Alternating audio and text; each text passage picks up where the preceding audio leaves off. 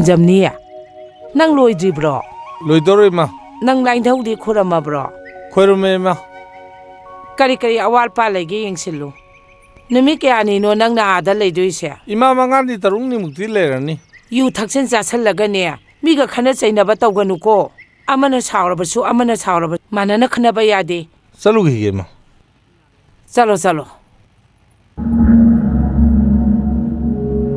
Lairik haitaba midi una mamitang chap manarabani khangna ngaurabani uwa oina horabasu kanadraba singa manabani lairik haibana thoibani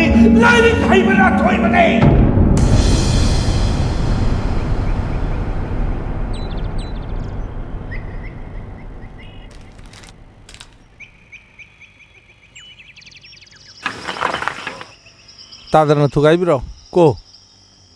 Tabak Suri Nen, Toshi Loire Nongini Suraga, Mulep Tamnia. Lep Tamne. Kangre Punsi, Nungai Pangdum, Lendromalida, Anga in the Lashu, in Tinguina Tamhotramina, Punsi smashing Lentamne. Angang it in my pana, Larita Mutamu Havayadana. 3 copy Karasana, Kongwan Karasit Odana. Hojiti mi macha do oredna adana hojiti ai san pam leirisi lairi henda bayade Hauji tumba chaba khangdana thabak sirbe si cha singin natro kandi thabak sulo salamni na macham tang pasidna nang pairo ai di yare phare ai pairo ge ko pairo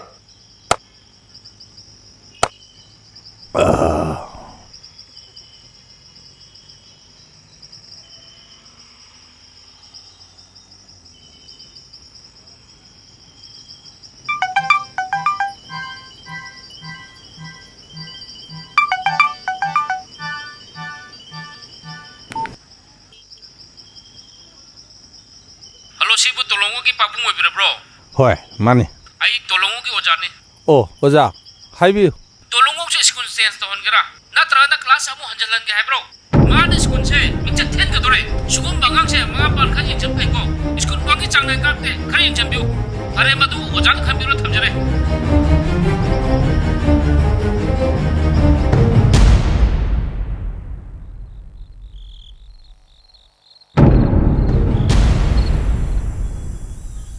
Nangi wazaduna isuda dumaina haiba yabro. Haitaba takpabu waza haibane. Moidi haiba sata sati meyam ama khomjalaga mingchat phangnaba laloli bore. Moina ta sune school mayam ama lay. Mina uiningbabu thingba ngambrane. Uinu haraga loidana. Tolonga. Nang to sigeno. Ha. Nate no school oja singna no to nungai ba tamde. Are class lay to bugi po, class to bugi po. Nang si kamay to sige bungo ha. Heda, kaino da. Angang warak pa bu adumay warak pro. Angang ay siya, singak tani. Imana ngang si kang kapaday ni. Angang si mangi si. Imana kang kapaday ni. Mamana nga na hundo me kanda na ina. Yung pan ba daw na mabu miwoy na pa kaya wano na pa. Hey bungo. Miwoy roy dabal lay rabdi. Hingo bugi kare. Sija ko bungo. Kunjam niya. Nang changkro talo. Isuda dumay nang ngang daw lera badi changkro talo. Talo. Imana dumay na kataw lera badi niya. Imana thokpataw biro. Ay jange. Imana thokdoro. Mangangera kolangera. Yam baroy doribani. Musi ngange. Tida angaw basidi. Khara thaksen jasalaga angang chenagi harabadi kupchen chenagadabani. Mading hak tabok jumda leiti. Hanubi aina ngamda chenabasina di. Kadai dia ngang phan bangam doi no.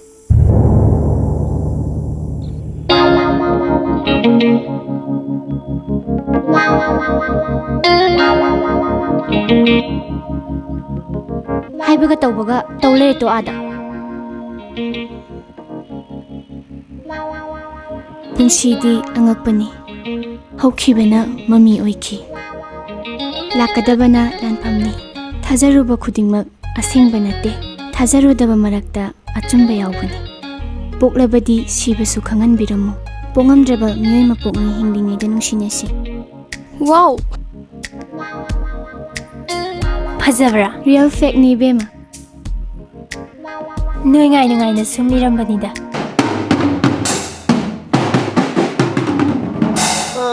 Handakti isai meksu phajaba phangya isai haiba art si khwaidagi wangba art ni art haiba mayam sigi manungda aduna art haiba si lui hainari bani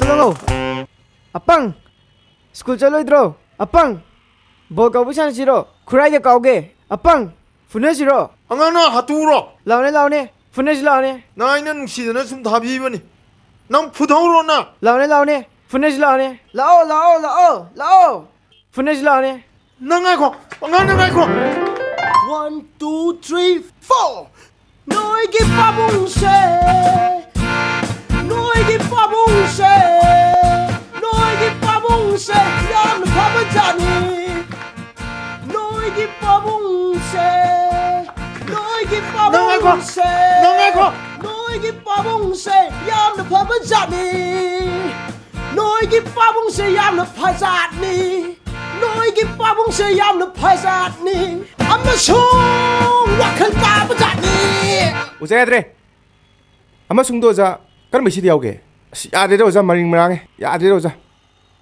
Sumi amasung je loktho adu mu yengsin Okay adu de mu hausi 1 2 3 4 Nakoi pabung se Yam pabajani Nakoi pabung se Yam pabajani Wakhan amakhan Ya de 나코이 빠봉세 얌나 파바자니 꼭 얌나 레이네 아이나디 와칼라마 칼루레 나코이 빠봉세 얌나 Tolangou ni ne 꼭 얌나 Mati. 레이네 아이나디 Isai pasana sai ha 벌써 세이네 와칼라마 Ako'y isay sakpam suwali. 나코이 빠봉세 Mati siyam 토큰 요자. Maji ako'y isay sakpam mi uhelesira 오일레지 꼭 얌나 레이네 Tolangou 아이나디 Tolangou Amta ngai ko Ngai ko mi to 아이따레 아이따레 아이따레 Ngai ko wari sari gi mi nong Tolangou 아이따레 Tolangou ngai ko mi Eh, noi di ko siya nung tro.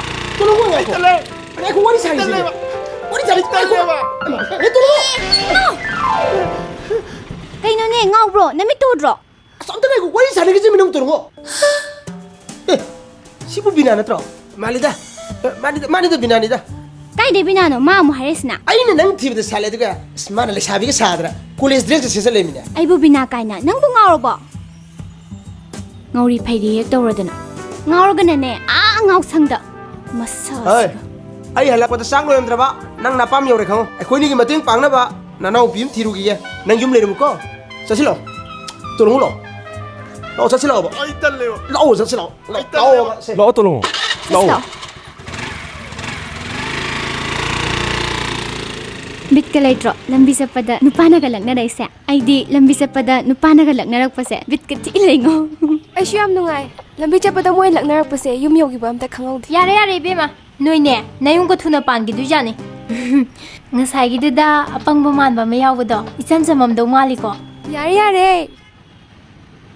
Ibema kari lawdoi ba semje kejim ta lawjege ba yani isa na piya tombi do sem yam pame Ibema nangi na chanu pi ahan du di police oi baga yam pakchai ne mana police ki phijor ka chelaga kathen da leiram badu di kaya gi matik pakcha khre aigi mana bisingna hangbada aigi isune haidana chauthok charami bani ne khangje daise mapa yaudina sembase yam waida atombi dudi mangau yam thidori bema madi film kumba bu yadori ne ise kari thodoino khangdre ai hek leram dabada college dagi halakpa mafi marondo amatta hongdaba makai angang masa dongna leram doini ai ma ngangna bada thaba ma oirabani ise hujiki do kaya taragi sam kunthra thokpani sam dang pibiramo se paisa se angang se noi mumbai daga chat paje pak pak heta chat ngam bajana te khangaba sinam changrajani noi di sel shooting aroi aeroplane su tom phangani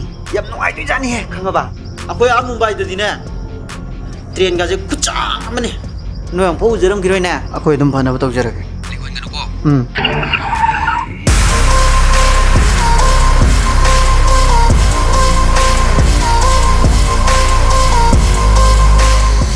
Kaka adudi ang nungai ni ko. Ako'y foreigner uwa phang ni ko. ang dui ni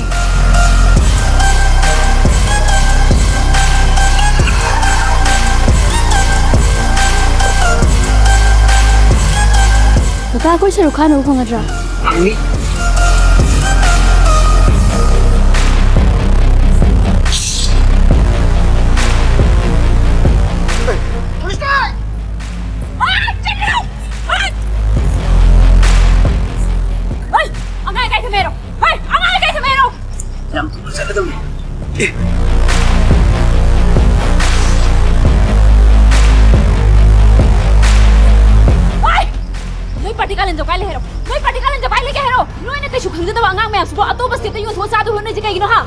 Kaya som na bis po. Ako yung ngang sige mga bayan na ako di. Ako yung tolo piduna nungay pen thang kitong ni. Sida som yung matau tadi. Oh, sidai de som gi mathau ta de angang sing nungai thambini ba ha. Angang sing nungai thambini. Angang sing nungai thambini ba. Angang gi ahon la ba. Yon thong ka cha ka do ne. Hai chalo, gai ha karo. Chalo. Nakoi ni khatan angang khara phara ga leram. Akoi ne rescue budi tawre.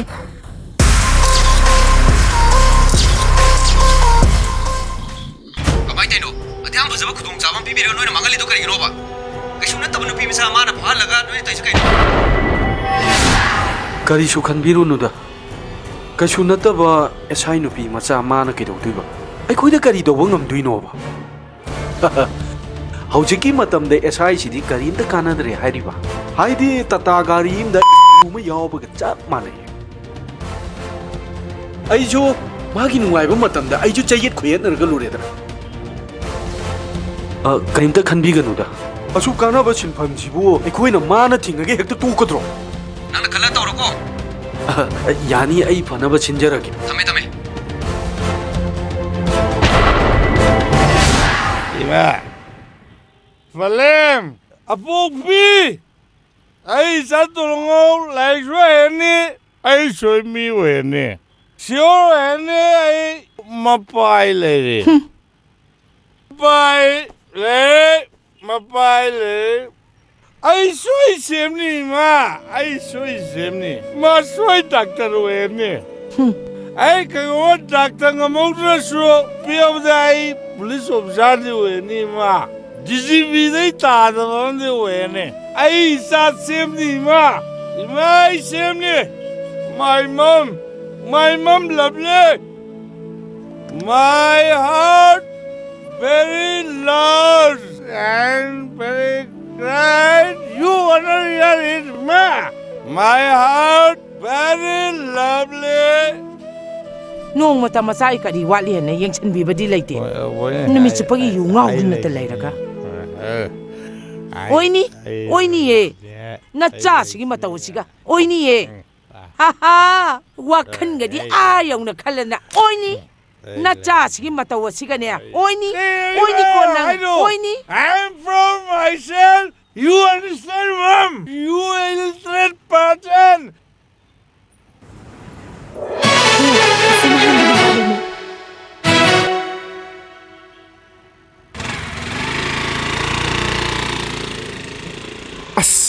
Asidi na hangin nupi ni.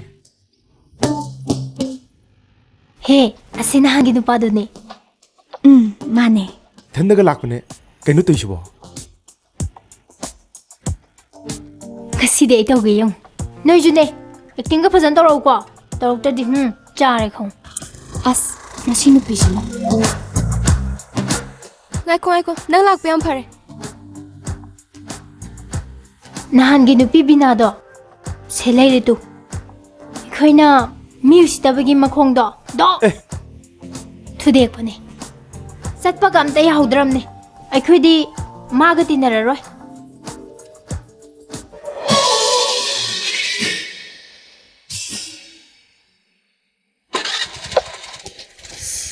Ayo, amta ngai khoba. As, ai khongje satpe yadre. Adai chabi geis na thudi emi ba. Aseng bero. Nata di kaino. As, ayo ma. Yum yong na ba amta tinbiramo. Lo. Ayo.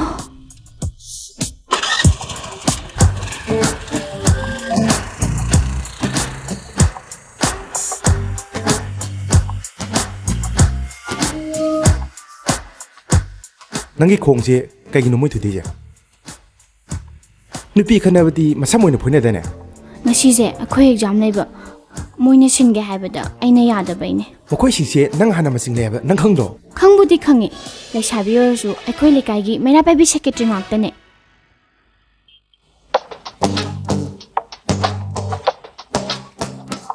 Kai ming koge. Nushi Fazavi. Minga sakam sanai ko. Somgidi. Theba. Ha, kayaba. Yamale. Ado hangchiti college salui mateng bangibagi chamam da thakminase pung ahum da noi party ga punala Aseng bro. Soidena lake. Sogi.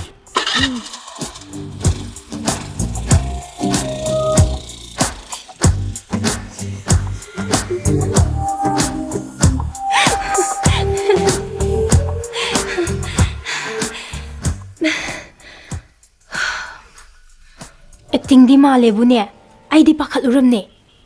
Masak mami su khangde sanai ne na bu. Nangna magi gari maningda kana pasakhibado. Adum thawra chakhardi na idi. As phajjana sana kram aina khangaba aini se fazabagi yumda aigi yum niye na ne mingna fazabi kawi na ne hai kram khangaba mateng pangbi bagi hangchit pung ahum da ada sa thakmina simoi party pull up law hai gram Mamit yaurdi lainani ko ki ho mamit aina rimni nupi mamit yangumni pako na nangonda gai thongge to budo da koi langna budo nupi masak pada yaudo nangonda mun yengi ne ada nangonda kaino khanma mali ne Tabu kul moi party do masang loi phajai ko. Moi miyam du marakda kwai di phajabado. Aduni nangonda mun yengi. Aduna kajere kira. Khangde. Adu moi mai mu khangmro. Adu kok thir loi rikeno. Angang na wakalamdi kandi Ai sai kalko. thiri se nui dis te phamlen. Ai kenum tage. Nan khangna ban pising do. Nasi thenei. Nang di krai thingna ruiba. Nasi na thaba masalo bada thengna rakone. Nang na bina haina ko ni pido. Makhong te na satpa yam do wane. Ma di kamai tu ti ba. As nasi moi exam oi male. Mama na bising na sinya de na makhong do thude ma oi male. Ana datheba nupi masen khana udadi masam boina ba khujinna khona daine. Datheba masak yam phajaba nupi do yawbro. Hoi. Yawe. Mane khwai sa thiri ji. Mana ne thude ji. Adum moi sing dudi ma adum hundo ma sakare. Theba nangi se sumdi sumi ko. Aseng bagi ni me. Aina moi nungai tana thonga muthilami ni. Mana mating bang bibi ko. Hayeng pung humda satak silawai. Ha. Datheba moi do khoina na laknaru bagi laman khumbo jalo. Yare masing ang ji ju. Nangi duna sumbo wermati. Tolongu ki suwari imle. Maju antak ti mongom ni yam kan nungai khalai ni. Pare sala yeng bai duni. Datheba dabokul. Ai ju khara chatpa yawgi yaba. Tolongo. Nang ju ti koi party wer bani na koi chalenga yawdam ni na. Aduna si khong pursin taba topa le jabra. Aruri am leira. Nanawbiya nang college ka ba thengji bro. Ima, ai ngasidi college pa ngamaroi. Ko yam chi eba. Haima. Nang bo hojite ne ya hi ka tana leram dai ne. Aduga adum thuna koksi iba. Ima, kok chikpa bu hawsik chikpa horen chikpa leibro. Khoi ma ji bu ngaura ba khangde. Bema nang se tati khara tawidana aduda haibani. Phare adudine ima su noi mamhan loi mam to loi unadaba kuire ngakta chalu khige. Nangna college chaloi hairabani na ne yum sangam ko. Sangbige na yum sangba bu yam wawai type da. Ado ima, akhoi se do pung kya da halakane haige. Ngasi nungda waram halakane hairame. Ado nang sathok-tana layu ko. Nasi do halakpara thengnadradi amu saibine ba. Hoi bai ma. Farida tanchare. Chechega khoi ma ga lak tringai sida chalhoba yarani. Aise laina di yam chanbi bjane.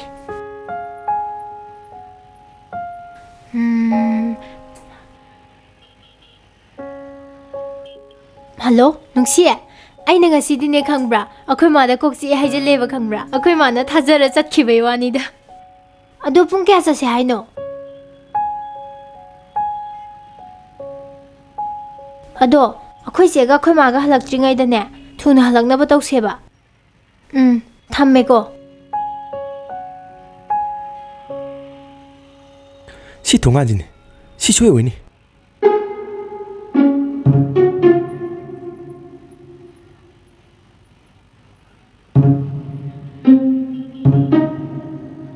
시지 좀 해. Nana, hey, bunga, sip lao, lao ta. Si Fajabi yumla. Fajabibu, ko le kasi di Fajabi am lay. Karamba Fajabi no. Nang munar, mayung buk tilu de nang ba. 마네바 시드네바 시임스네바 좀 매바. 시슈메바. 시기 Fajabi도. Oh, masak yang Fajabado na tro. Mane mane. Hoy, kau tok pirake. Na amta kau tok pirake. 꼭 들어줘. 저. 꼭 더. 줘. 꼭 들어니.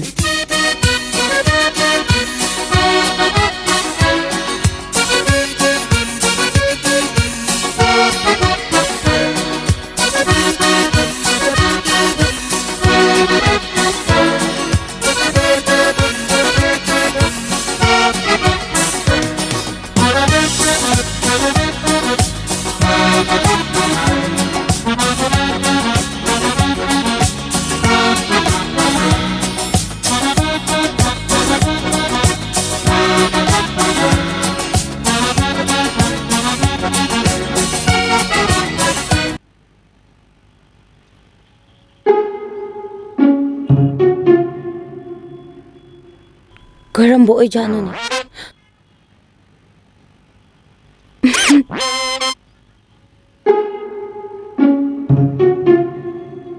Loi phazai. Kamai tong ni idea.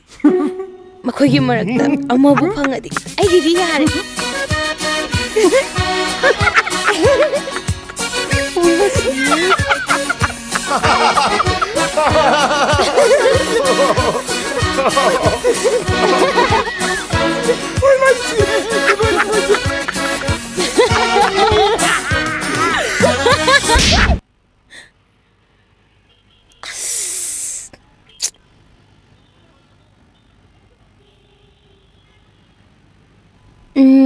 Nanaubida aibu nushi haibudo.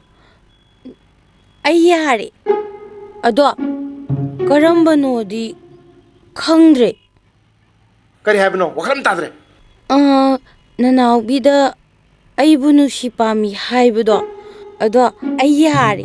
Fajabibu leitro. Fajabina koi kobisida koi lakpani. Ai loina khangi. Nanaubina aingonda loina hairame.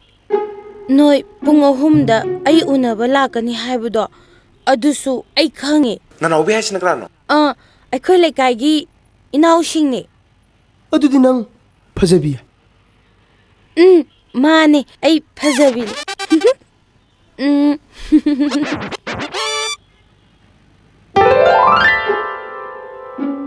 As yum yoba ngamdabra khangpoti. As aina mang nuaite khaline. Mang da sita sangbi hingsa bi na koi tan tanarame ba.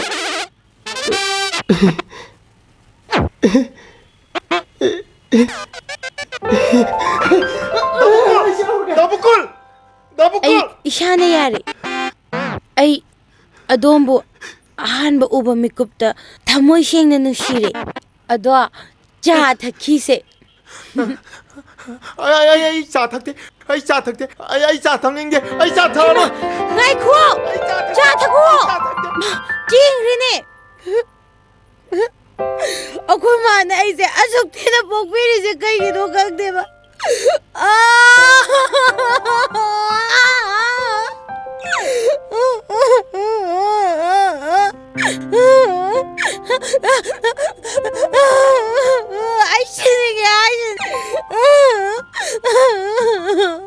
Si Fajabi, kaigino adu yam thawai nuaitana kapamisibo. Nanaubi, nangna haibu nupado lame ba khangura. Aige sak ubadagi chengre. Hera ise Fajabi, nupa ba ma khaktaro. Thana laibak mayam chawi kaino. Mangonde hena masak matau phajaba mayam leisidi. Ayam da pamde. Huji ke aroi nupado. Mani pambame. Punsisida nupa amana aigi ming thirak pase mana ahan bade. Nahamusu sumaina thokrabade ikai manbadagi sigena aiko hainau masada thauri yanbadasu masate taraktana akoi huidu danandada huidu oida sire aise mina su pambide laida su pambide ima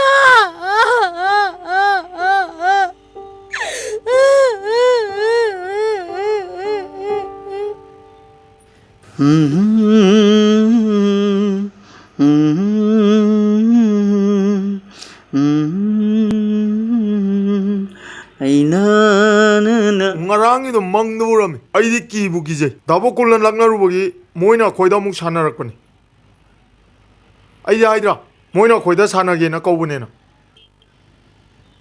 ngarangi do moromda pakhang leisabigi nungsibagi nungaibagi mathel amane na khalini aidi ningsingduna punchi chupa leiradamni hayeng akoina ahal oirakanda sai chu paidan chalakanda yam nungsibu wari moiduini kandi si tawse aidi shayam pam ha nang na busai sakningadi akoi phanaba sinbigene asengmairo asengmane khoi bobokta khara haina biro ha noi bobokta noi boboki wabu biri mapunam leibida dum yara dubu kande isai hawno batawise harmonium gado se yaye pot pangkhalo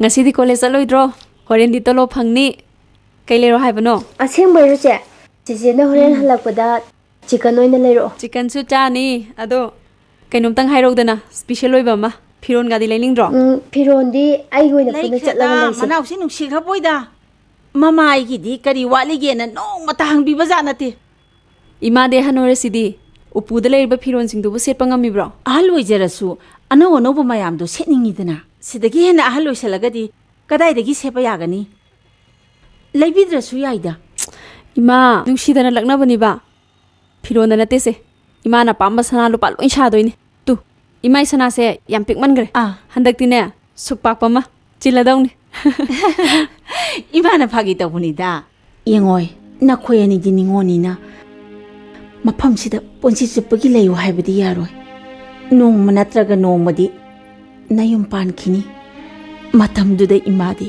ithanta ihang hang na lehu godoriban na khoyani sigi manungda nipa amatang oijaram labadi kaya pharamani ima ai leiri sidi ai di hantaki mapoksimagi yum pan gi haina khandre yum sidai ma ai ge punchi chuppagi leimina doini madu yabanati hayengi mana ahloidana sikhraga nangdi kanaga lehuni angawi ningona mapamda seidi haiba haina baleibani nang hana longa ba matungda nanawgi mu honga doini ima ai adu puna mak mayuk na bangam gani yum pan ba khaktana punsi bu nungai bo oibrane ibema isana ngak thok satorokpada ningba thungdabagi wahi ngakta yawi nangwanda nungaitabagi mami hek tabagum tawi ima ai thinge chalu khige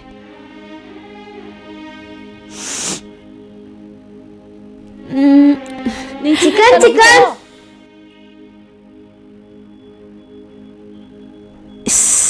ingkreda ko khoi mu nai kai masak siga phauning gindi haide tena na khong thang kalu se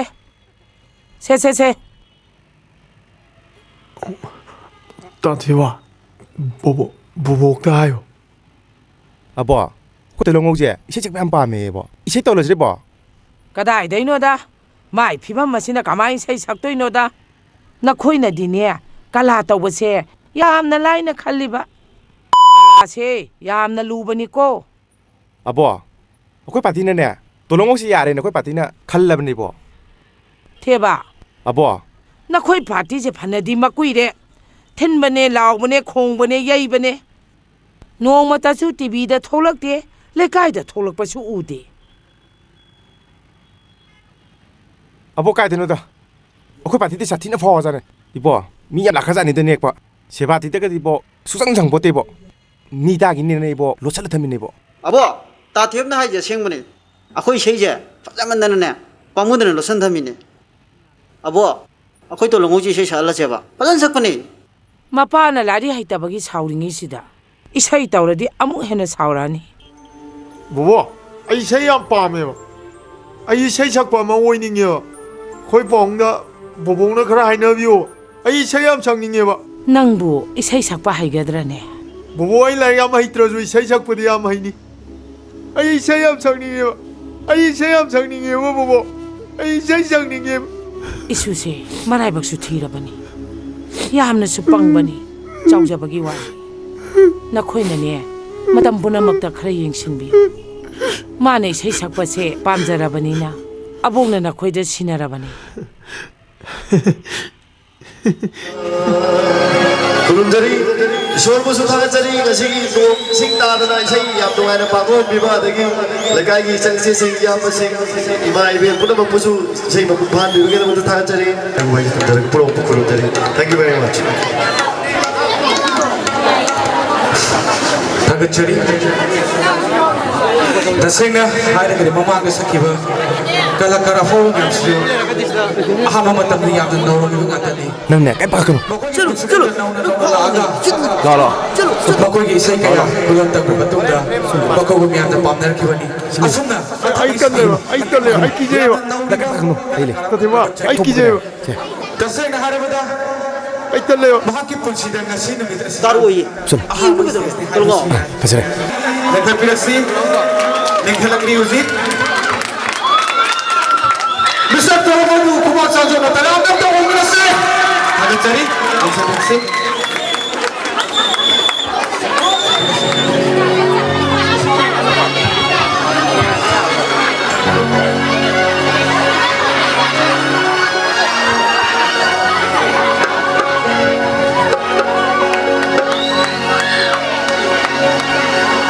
Kongoyo. Paira kanu hai, kanu hai, paira kanu hai, lakanu, Hawaii amor, Hawaii tu, paira kanu hai, paira kanu hai, lakanu hai, Hawaii amor, Hawaii tu, paira kanu, lakanu.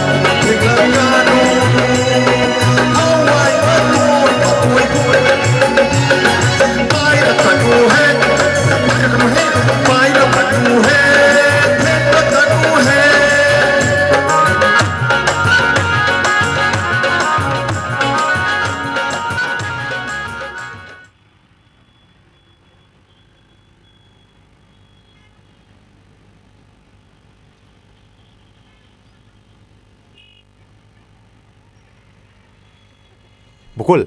Nah lah bo. Haus dah hala tengah ni. Aku itu nong lehu tau. Lehu pun ni. Ai semua dah lah petang hari. Smart yang udah sahau betul orang mana. Ai juga kutek cat ya dah salam. Noi degam tak hairam dram ni. Aku mana hair tau. Hai deh. Nanau pagi emission tu ni nang selalu ini hari ni. Mani ni. Sapi ni ngai miem terlei tahu ini ni. Nang nanti tolong udah isi tahun ni na mabuk thai ramai lah. Aduh kita tak pada aku ida. Aduh ni ni sahau betul orang mana ni tahu je. Mabuk tu ni asal pada ki makal lekai ki isi tahu pada. Sembir ke putu pun ni. Ha. Madi kemai tu itu dia. Ah, mata tu kini tahu ko nanti as sakarak pun. Ha. Kau nak kau tolong gua. Oh. As pare no itu main tolong tu. Tolong je. Kau miam cang nara pound dia dah ni. Hoi. Pare jo journey selalu beware. Pare. Hak potharu ki. Pothar. Okay. Ai kuado. Abok sabi, hayang sibu oka lai bida bro. Kaya nang namu ofang ay doon na. Shumahang bani kayo no? Yadra hangdra lor. Nanaw biya, nang lay sabi para ba ni? At may sumangang daw lay ba diyaro? Haura ni may hang nabi. Hang nabi giwa natin eh. Nanaw biya, nang na adumay sumangang imong da lay di. Mina kudong sabo law kido na awa ba datane hay bewani. Karasing mo ne. Ngasi se, yam nungay taba thaw do Tonthoi. Kay thoy no isya. Hauji inkhalay ba nubim cha sing sina. Mobile karam na sinagani khangdaba dei thoi ba thaw do ni. Ngarang lay sabi macha lay raba nupa ma na mobile la pakhang sar ga khangna duna chin ba gi case ma loi ringai sida. Ngasi na to pa ma. Ngasi na kay thoy no isya. As mobile ka pai do ba ki dum ki chalai ne. Ngasi su macha lay bi nupi ma. Mobile खंगनब नुपा अमना चेनसिना कौथोगा इज्जत सुमांगन बिरे हाजु हातोक बिरे अदुगा Tourane थादरमेदना इसे हेक फाबग नुपादो नोंमैना दोंग लाव कापथो अस नुपीदुई ममादो yang kapangmani ko nungaite aina sirasu khoi mana yang kapkani ko nanau kaino nang haido matung mana aduma wa hainu ko kari mu tong nare ha test tau de de ma as ai di kari mu tong nare wa khalure ima nanau da sum wari saram bani da khara singna bana nanau nang bu thengri bro tuition chapagi matam yora ani ye nasi manak ta sum phami se kari gino nasi adine ngang ba hodi le paroi masina ba akhoi che ga tang phami nabsi da pangang de ngang ana tuition gam da chaklo yengun he sausan raga mari tari se ngo chaloi de gi mase kok si iga adu to ga mase ngang se atom taw le rabani bema nang waram mani ngaktang pothau ima salol ke ko hoi ma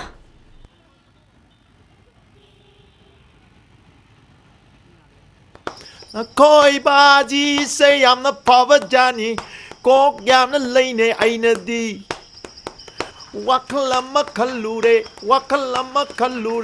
Na koi baji say I'm the power Johnny Kok yam the lane aina di Wakalama kalure Tolangou Nang tai se kai no ha nang na noi baji si yam phai kok yam lei ba jani kai na hai si nang khali si ai se thakala ga tiki bi jage si ni ne nang lai lai su pa ge de hai de na are mata mata mang khali se kai kiro isai da ro gar gan do no oi su ro da da Baji ai say am sang ai say sakwa ma woni ai tum le hai ma je ai chin thak da khu ma na nang phusalo ro ha phusalo ro lai lai su ni thina pa da mi ma oi na ba hona ge di na da Hey, na hayang day di tebo hoy gugul hoy manak ta sapay aroy. Hey, na hayang day school ka ba tuition sa palat na ato ba mat ta sapay aroy. Kagera. Hey! Hey!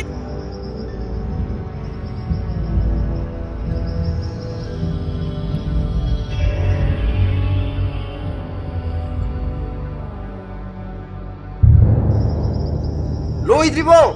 Loy sallo ne. As tipa kakpay muk chang na ba. Ya tu tu ne.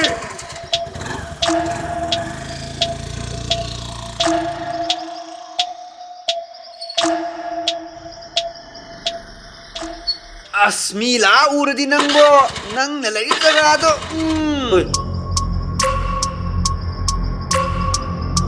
Sallo hai. Sala hai. Yeah. Akta ni na ta na pai ma khang khang de. Kai kam da bada. Pakam de kawi.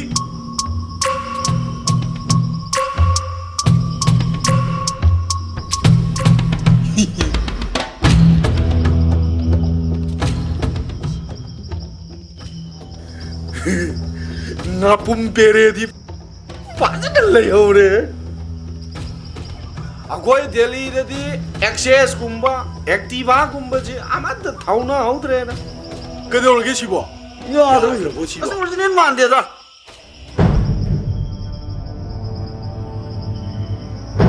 ye ai di ke si dia chung chung yang jalaga Hajabaga apam bagana umat le ai di khang mo ngamoi tu re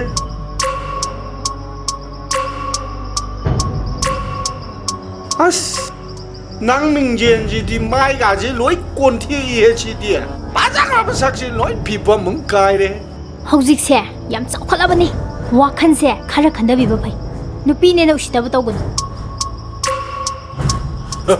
uchi chai ai na nga sai ding lang jari je so mu ta ga jo ni chi de jo ben de di ji ga ri ji ya de ga se ai de chi de mo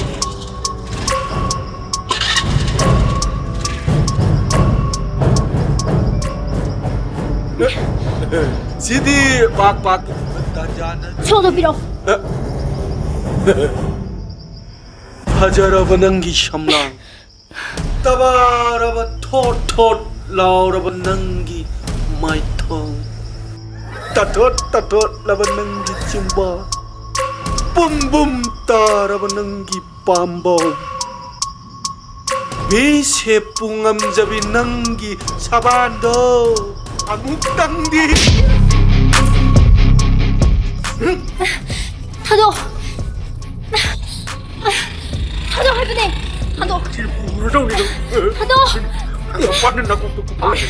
Kaino to nusi Ragno Hado Kaino to nusi bo Hado Kaino to nusi bo Hado haibane Kana rona Bi mo pai to ina cha Hey, adito ko.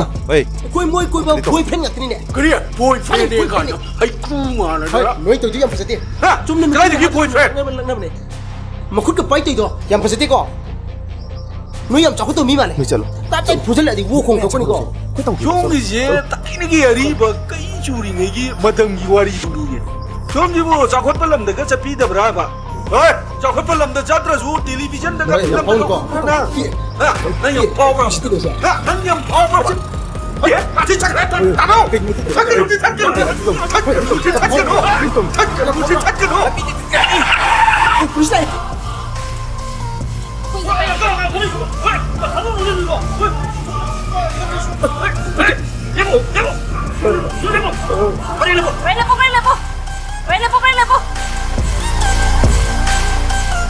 Zoom lepo. Noi lambi sana tay phuna bam lai thabo. Ha. Noi ji ma thong ja bam to ira moi ba. Madam moina. Noi ji phura di wa khan ta ne noi. Masak sik jiga.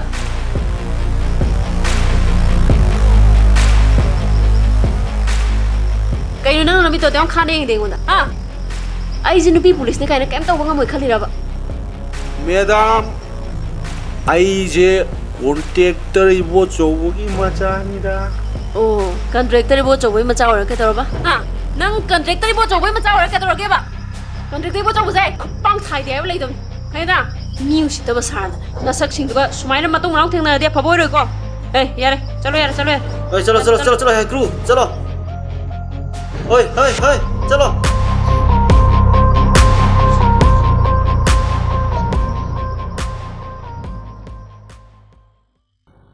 Thaba yam phai ko Kai de chalui no Silai ni kaino wam ta ge lao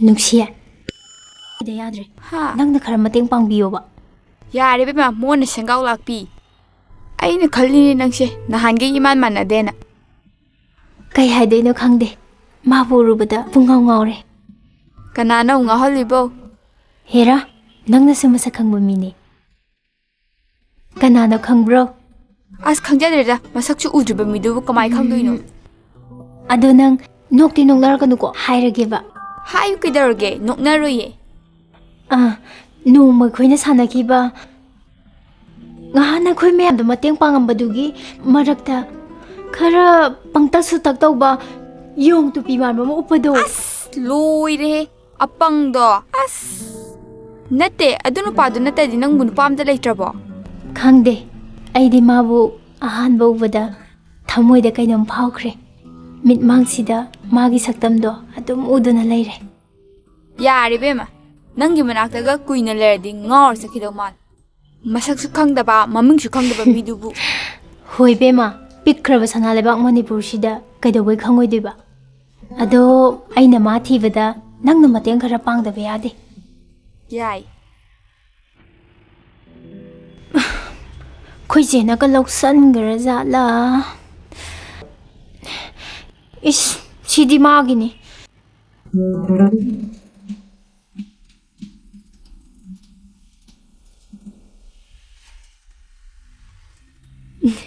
Khoi je ka nga ini yang ne tumin na ka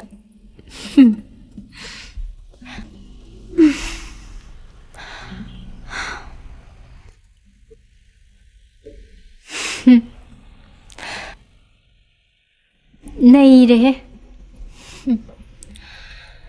Akhoi se aidi nupa do na dum leibarabu masak phajaba nupa ka koirame ba tumin yam torami jane ne khangni lakhi jano ai nani khoi ba ji khangde hayuna dona ten chuna siwani sana as khangna khangden na da boy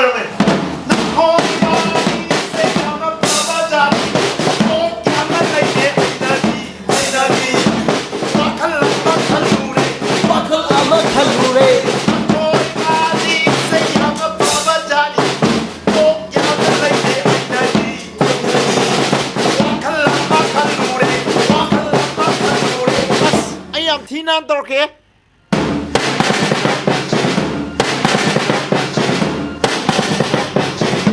Tolangou! Nang si kay doriba. Ha, lalpa ke de haidana. Tolangou ye shayam pa me na. Ko shum tam biramani khura. Ha! Nang tam biriba. Mani khura aina tam jabane. Ba ba hai bai taba. Wana karaga nang. Khura na yum da lai tabai khang da wane ko shu yan. Hai tamleo. Tolangou. Nang sila. Hai, lao. Thro lao ni hey. Macha. Pochai ga se loi pukra ke ko macha. Oza simda di bibir moza. Simda di bibir moza. Sida tam sila upsala ka. Biram mo ka. Khura. Matunda. Oi roi taba nang na. Hai, lao. Tolangou. Hai. Lao macha. Tolangou. Lao ala. Tolangou. Tolangou. Bazi. Namukul ay chale namukul. Namukul ay chale namukul. Bazi.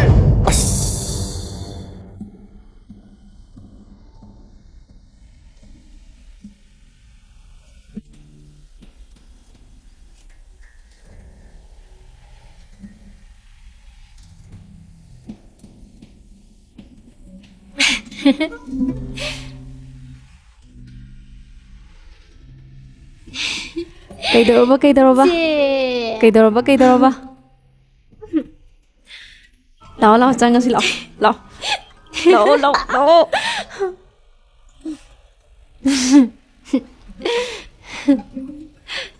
Kaino, 파모. 밤자라게, 밤자라게. 밤자래, 밤자래. Kaidaroge minangasiya. Ayuraga nokfe nokfe toido. Kaisu tawdeda. Khoi se se mawong mandana tumin tubina yam haiyeba. Kaino minang haidubo. Ay wakal tade. Tu. Ha. Je, sibu kanano. Masaka yam phazaiya. Khoi dai oi dai male. Khanba yam haiya. Khoi se se sibu kailam dai no yam phazaiba. Kailam dai no sibu. Nang ai se kai oi noi. Adu ka di theng nai no. Nang adu ko mada interest ram lai do kai hino ba. Angang de angang dong na dum lai haidro.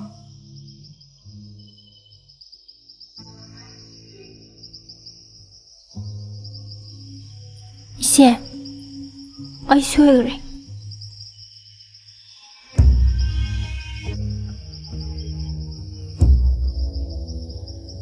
Nanao. Matamdo.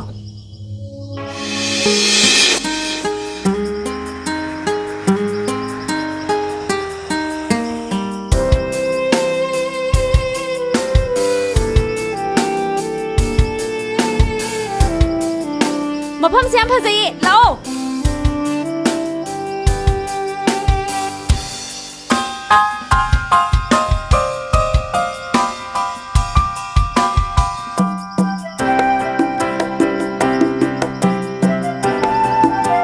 Lao yam phazai lao.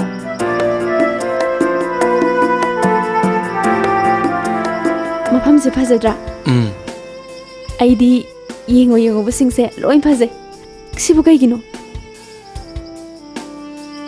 Aidi khangi nungshibana inakta leibana ne.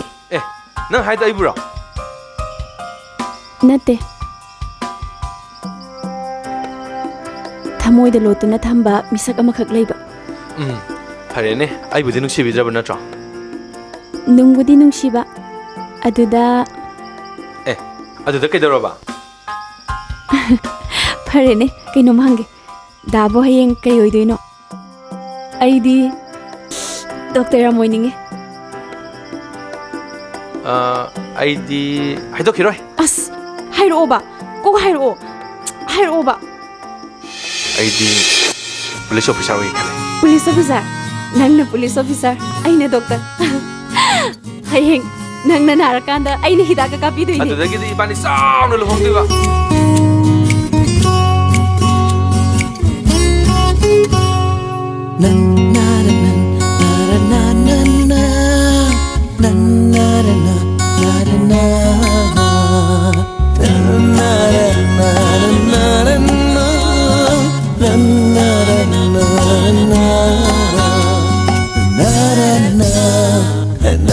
na na na Bum bum tarapi Nangi maitong Tujay na rabi Nangi samlang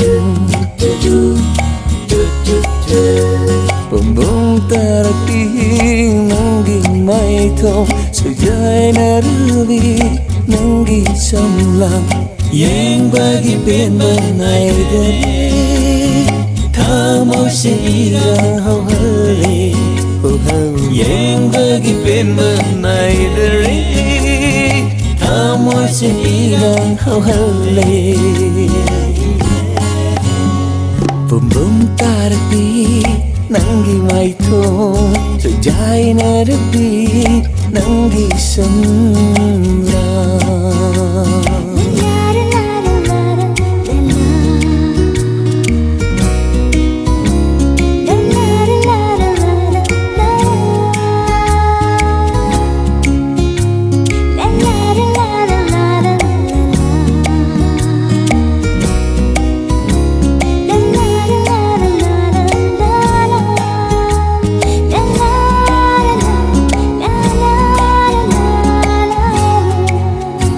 Matot karapi nanggi hakjangi Itong naira sa tekto na Matot karapi nanggi hakjangi Itong naira sa tekto na Irang hau hale thamoy se Pathabang amdre wakal se Irang hau hale thamoy se Pathabang amdre wakal se Konsen biro aibu nathanong dananggi Konsen biro aibu nangna Bum bum tarapi Nangi maitong Tujay na rabi Nangi samlang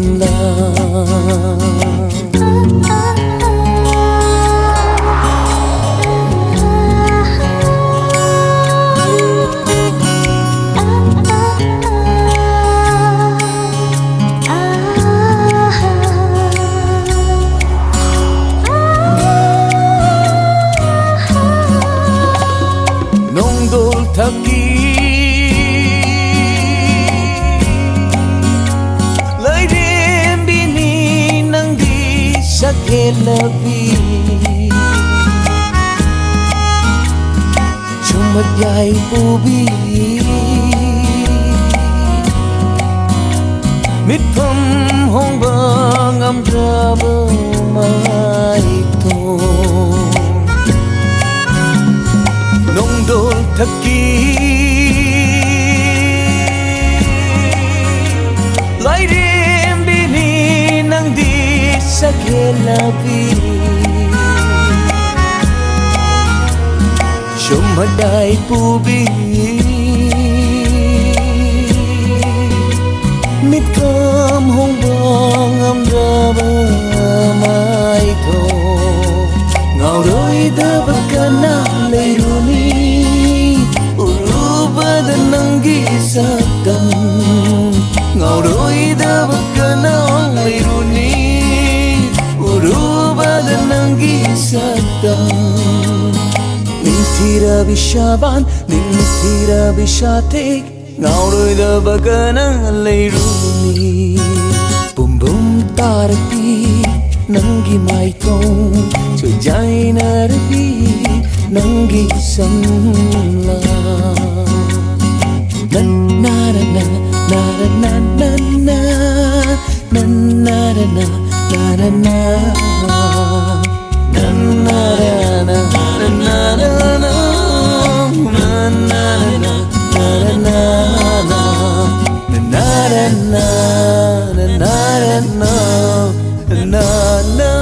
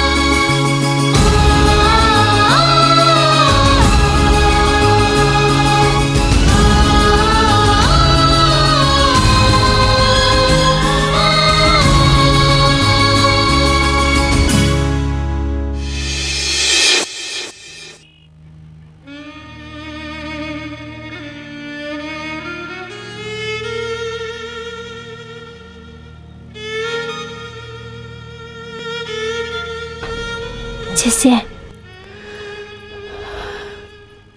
Nanao, ay ngakta potake.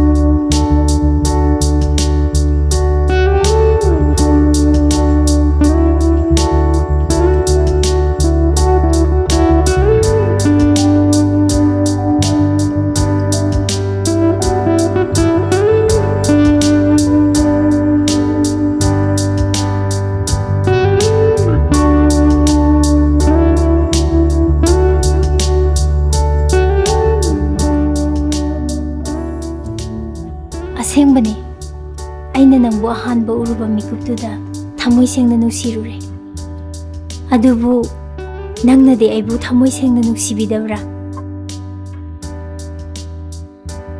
ꯑꯩꯗꯤ ꯅꯨꯡꯁꯤꯕ ꯍꯥꯏꯁꯦ ꯀꯩꯅꯣ ꯈꯪꯗꯦ ꯑꯗꯨꯕꯨ ꯊꯃꯣꯏꯁꯤꯗꯗꯤ ꯀꯩꯅꯣꯝꯃ ꯐꯥꯎꯏ ꯅꯪꯅ ꯍꯥꯏꯗꯣ ꯑꯁꯦꯡꯕꯔꯣ ꯑꯁꯦꯡꯕꯅꯦ ꯑꯗꯣ ꯁꯛꯁꯨ ꯈꯪꯅꯔꯕꯅꯤꯅ ꯃꯤꯡꯁꯨ ꯈꯪꯅꯕ ꯐꯠꯇ꯭ꯔꯣ ꯀꯩ ꯃꯤꯡ ꯀꯧꯒꯦꯕ ꯑꯁ ꯀꯩꯅꯣ ꯅꯨꯄꯥꯅꯕꯨ ꯗꯥꯎ ꯃꯥꯏ ꯁꯣꯟꯕ꯭ꯔꯣ ꯍꯥꯏꯌꯣꯕ ꯀꯩ ꯃꯤꯡ ꯀꯧꯒꯦ ꯁꯦ ꯀꯩ ꯃꯤꯡ ꯀꯧꯒꯦ ꯍꯥꯏꯌꯣ ꯀꯩ ꯃꯤꯡ ꯀꯧꯒꯦꯕ ꯇꯣꯂꯉꯧ ꯀꯧꯋꯦ ꯍꯥ ꯇꯣꯂꯉꯧ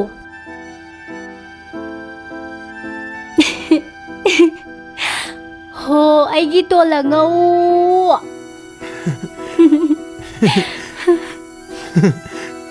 ꯍꯣ ꯑꯩꯒꯤ ꯇꯣꯂꯉꯧ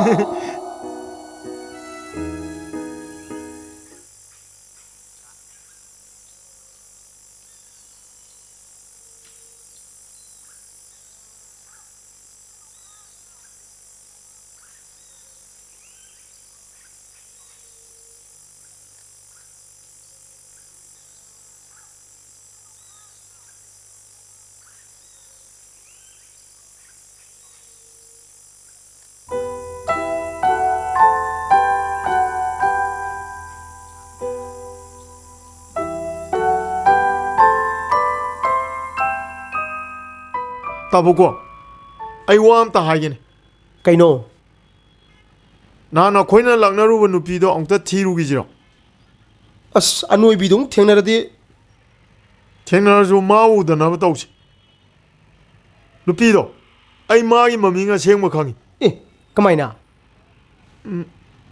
ꯁꯤꯁꯦ ꯃꯥꯏ ꯗꯥꯏꯔꯤ ꯃꯥꯏ ꯃꯃꯤꯡ ꯅꯅꯥꯎꯕꯤ ꯀꯧꯕꯅꯤ ꯃꯥꯏ ꯐꯣꯟ ꯅꯝꯕꯔꯁꯨ ꯌꯥꯎꯕꯅꯦ ꯗꯥꯏꯔꯤꯗꯨꯗ ꯍꯣꯏ ꯍꯣꯏ ꯈꯨꯏꯒꯤꯁꯤ ꯌꯥꯝ ꯐꯖꯔꯤꯅꯦ ꯆꯥꯕ ꯍꯥꯎꯗꯧ ꯃꯥꯜꯂꯤꯅꯦ ꯍꯣꯏ ꯏꯁꯩ ꯑꯏꯕꯒꯁꯨ ꯌꯥꯎꯔꯤꯅꯦ ꯁꯤꯗꯤ ꯍꯣꯏ ꯃꯥꯗꯤ ꯗꯥꯏꯔꯤꯁꯤ ꯃꯥꯡꯕꯗ ꯌꯥꯝ ꯋꯥꯔꯝꯃꯅꯤꯕꯣ ꯃꯥꯅ ꯋꯥꯔꯝꯒꯅꯤ ꯈꯟꯕꯗ ꯑꯩꯗꯤ ꯑꯍꯤꯡꯒ ꯑꯝꯇ ꯇꯨꯝꯕ ꯌꯥꯗ꯭ꯔꯦ ꯃꯪꯒꯁꯦ ꯃꯥ ꯉꯥꯛꯇ ꯎꯗꯅ ꯂꯩꯔꯦ ꯃꯪꯒ꯭ꯔꯦꯝ ꯍꯥꯏꯒ꯭ꯔꯦꯝꯅꯔꯦ ꯅꯪꯗꯤ ꯀꯔꯤ ꯎꯔꯤꯕ ꯅꯪꯗꯤ ꯀꯩꯝꯇ ꯎꯗ꯭ꯔꯁꯨ ꯃꯥꯏ ꯃꯁꯛꯇꯣ ꯑꯗꯨꯝ ꯈꯟꯗꯅ ꯂꯩ ꯏꯁꯩ ꯄꯨꯔꯨꯕ꯭ꯔꯕꯨ ꯑꯉꯥꯡꯁꯤ ꯕꯁꯟꯇ ꯅꯥꯃꯤꯕꯅ ꯌꯩꯔꯦꯗꯅ ꯑꯩ ꯐꯣꯟ ꯇꯧꯔ ꯌꯦꯡꯒꯦ ꯑꯅꯤꯁꯤ ꯑꯏꯪ ꯑꯁꯥ ꯃꯥꯟꯅꯕ꯭ꯔꯥ ꯌꯦꯡꯒꯦ ꯃꯥꯏ ꯅꯝꯕꯔ ꯑꯃ ꯑꯣꯏꯔꯝꯗꯗꯅꯅꯦ ꯑꯗꯨꯏ ꯅꯝꯕꯔꯗꯣ ꯃꯥꯏꯅꯤ ꯃꯥꯏ ꯐꯣꯇꯣꯒꯤ ꯃꯅꯝꯗ ꯃꯃꯤꯡꯒ ꯀꯣꯟꯅꯅ ꯅꯝꯕꯔꯁꯨ ꯏ ꯀꯗꯥꯏ ꯃꯥꯏ ꯐꯣꯇꯣꯗꯤ ꯑꯦ ꯀꯌꯥꯗ ꯉꯛꯏꯅꯣ ꯌꯦꯡꯉꯨꯅꯦ ꯉꯁꯥꯏꯒꯤ ꯐꯣꯇꯣꯁꯤ ꯖꯔꯁꯤ ꯃꯅꯨꯡꯗ ꯂꯣꯠꯇꯅ ꯑꯦ ꯉꯥꯏꯈꯣꯅ ꯅꯪ ꯅꯨꯄꯤꯁꯤ ꯅꯨꯡꯗꯤ ꯅꯨꯡꯁꯤꯕ꯭ꯔꯥ ꯈꯪꯗꯦꯗ ꯃꯥꯏ ꯃꯁꯛꯁꯦ ꯁꯨꯝ ꯌꯦꯡꯕ ꯅꯨꯡꯉꯥꯏꯕꯩ ꯋꯥꯅꯤ yeng tare dana hello nanau biro natte mamanabi ne ha mamanabi kai chaki ge nanau bibo imung changi ge kanano ꯅꯅꯥꯎꯕꯤꯗꯣ ꯑꯩꯈꯣꯏ ꯇꯣꯂꯣꯡꯉꯧꯅ ꯋꯥꯔꯤ ꯁꯥꯅꯤꯡꯉꯦ ꯍꯥꯏꯕ ꯍꯣꯏ ꯍꯣꯏ ꯃꯥ ꯄꯥꯏꯍꯜꯂꯛꯀꯦ ꯄꯥꯏꯍꯜꯂꯛꯀꯦ ꯄꯥꯏꯌꯣ ꯄꯥꯏꯌꯣ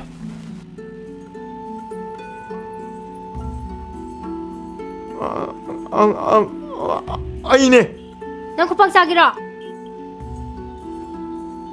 ꯅꯍꯥꯟ ꯅꯪꯉꯣꯟꯗꯒꯤ ꯇꯥꯍꯧꯕꯗꯣ ꯅꯪ ꯑꯩꯈꯣꯏ ꯆꯦꯗ ꯍꯥꯏꯗꯣꯛꯑꯗꯤ ꯑꯐꯕ ꯀꯌꯥ ꯑꯣꯏꯔꯣꯏꯀꯣ ꯅꯪ ꯊꯝꯃꯦ 하요 하요 ꯀꯩꯗꯧꯔꯒꯦ ꯊꯝꯈ꯭ꯔꯦ ꯄꯨꯔꯥ ꯌꯥꯕꯅꯦ ꯅꯪꯁꯨ ꯍꯥꯏꯒꯗ ꯋꯥꯗꯤ ꯍꯥꯏꯍꯧꯗꯦ ꯇꯥꯍꯧꯏꯗ ꯍꯥꯏ ꯗꯥꯏꯔꯤ ꯇꯥꯍꯧꯏꯗꯤ ꯍꯥꯏꯗꯤ ꯄꯨꯔꯥ ꯅꯨꯄꯤꯒꯤ ꯇꯥꯏꯞꯅꯦ ꯅꯪꯁꯦ ꯑꯁ ꯁꯤꯅ ꯃꯔꯣꯟ ꯑꯃꯕ ꯍꯧꯖꯤꯛꯀꯤꯗꯣ ꯀꯅꯥꯅꯣ ꯈꯪꯉꯕ ꯑꯁ ꯃꯊꯣꯡ ꯆꯥꯕ ꯑꯣꯏꯔꯝꯃꯣꯏꯗ ꯃꯣꯕꯥꯏꯜ ꯑꯍꯥꯟꯕ ꯄꯥꯏꯕꯒꯤ ꯃꯤꯉꯣꯟꯗꯩ ꯂꯧꯔ ꯁꯥꯟꯅꯩ ꯑꯣꯏꯔꯝꯅꯤ ꯍꯧꯖꯤꯛꯀꯤꯗꯣ ꯀꯅꯥꯁꯨ ꯅꯠꯇꯤꯌꯦ ꯅꯪꯅ ꯉꯥꯎꯖꯕ ꯏꯁꯩꯒꯤ ꯁꯨꯔꯗꯨꯅꯦ ꯍꯥ ꯀꯩꯌꯦꯕ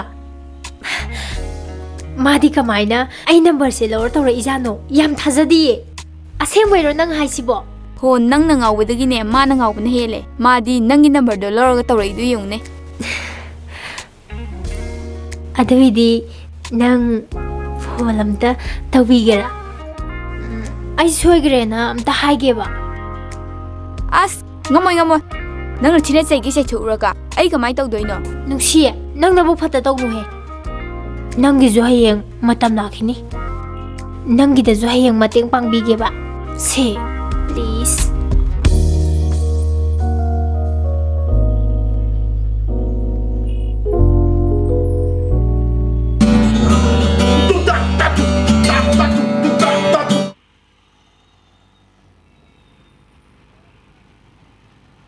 ꯀꯅꯥꯅꯣ ꯐꯔꯛ ꯇꯥꯒꯦꯗ ꯅꯨꯡꯉꯥꯏꯔꯀꯥꯟꯁꯤꯗ ꯏꯁꯩ ꯅꯅꯥꯎꯕꯤꯅꯤꯅꯦꯍꯦ ꯑꯃꯨꯛ ꯍꯜꯂ ꯇꯧꯔꯛꯏꯅꯦ ꯄꯥꯏꯌꯨ ꯄꯥꯏꯌꯨ ꯗꯕꯣ ꯀꯨꯜ ꯑꯗꯨꯝ ꯄꯥꯏꯌꯨ ꯍꯩ ꯅꯨꯄꯤꯗꯣ ꯑꯩꯅ ꯀꯣꯏꯗꯣꯏ ꯅꯠꯇꯦ ꯅꯪ ꯀꯣꯏꯗꯣꯏꯅꯤꯅꯦ ꯁꯦ ꯄꯥꯏꯌꯣ ꯃꯤ ꯑꯃꯨꯛ ꯆꯩꯔꯛꯑꯗꯤ ꯆꯩꯔꯣꯏ ꯐꯖꯅ ꯍꯥꯏꯌꯨꯀꯣ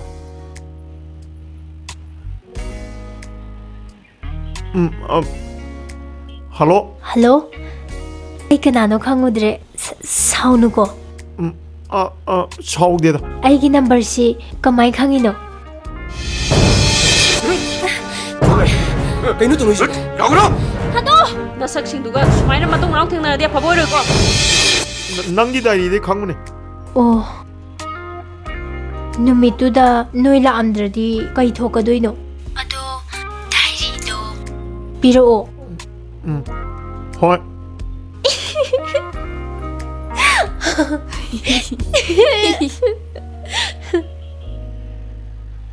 ꯃꯣꯏꯗꯤ ꯂꯥꯛꯇ꯭ꯔꯤ ꯊꯦꯕꯗꯤ ꯃꯅꯨꯡꯗ ꯐꯝꯗꯅ ꯂꯩꯍꯧꯔꯦ ꯑꯁ ꯀꯩꯗꯧꯔꯖꯥꯠꯅꯣ ꯂꯥꯛꯇ꯭ꯔꯤꯃꯤ ꯃꯣꯏ ꯉꯁꯤꯁꯨ ꯑꯃꯨꯛ ꯁꯥꯟꯅꯕ ꯑꯣꯏꯔꯝꯗꯅꯀꯣ ꯇꯣꯂꯉꯣ ꯅꯪ ꯉꯁꯤꯗꯩꯗꯤ ꯅꯨꯄꯤ ꯀꯣꯏꯕ ꯍꯥꯏꯕꯗꯨ ꯑꯣꯏꯔꯕꯅꯤ ꯅꯪꯁꯦ ꯄꯥꯈꯪ ꯃꯄꯨꯡ ꯐꯥꯔꯕꯅꯤ ꯑꯗꯨꯅ ꯅꯪ ꯍꯥꯟꯅꯩ ꯃꯑꯣꯡ ꯃꯇꯧꯗꯤ ꯌꯥꯔꯣꯏꯀꯣ ꯉꯁꯤꯗꯩꯗꯤ ꯅꯐꯤ ꯅꯔꯣꯟꯗꯣ ꯅꯥꯟꯒꯗꯕ ꯅꯪꯒꯤ ꯆꯧꯝꯕꯒꯤ ꯇꯨꯄꯤ ꯃꯥꯟꯕꯁꯤꯒ ꯖꯔꯁꯤ ꯐꯤꯒꯥꯅꯕꯁꯤꯒꯗꯤ ꯌꯥꯔꯔꯣꯏꯕ ꯅꯨꯄꯤꯗꯨꯅ ꯐꯅꯌꯥꯝ ꯄꯥꯝꯃꯝꯃꯁꯨ ꯅꯪꯒꯤ ꯃꯑꯣꯡ ꯃꯇꯧꯁꯤꯗ ꯑꯗꯨꯝ ꯕꯤꯠ ꯇꯦꯛꯂꯛꯄ ꯇꯥꯕꯅꯤ ꯅꯪ ꯅꯁꯥꯅ ꯅꯁꯥ ꯃꯁꯛ ꯈꯪꯖꯧ ꯏꯁꯩ ꯁꯛꯄꯝꯁꯨ ꯑꯣꯏꯔꯦꯗꯅ ꯉꯁꯤꯗꯩꯗꯤ ꯅꯥꯟꯕ ꯇꯝꯃꯗꯕꯅꯤꯀꯣ ꯍꯣꯏ ꯗꯥꯕꯣꯀꯨꯜ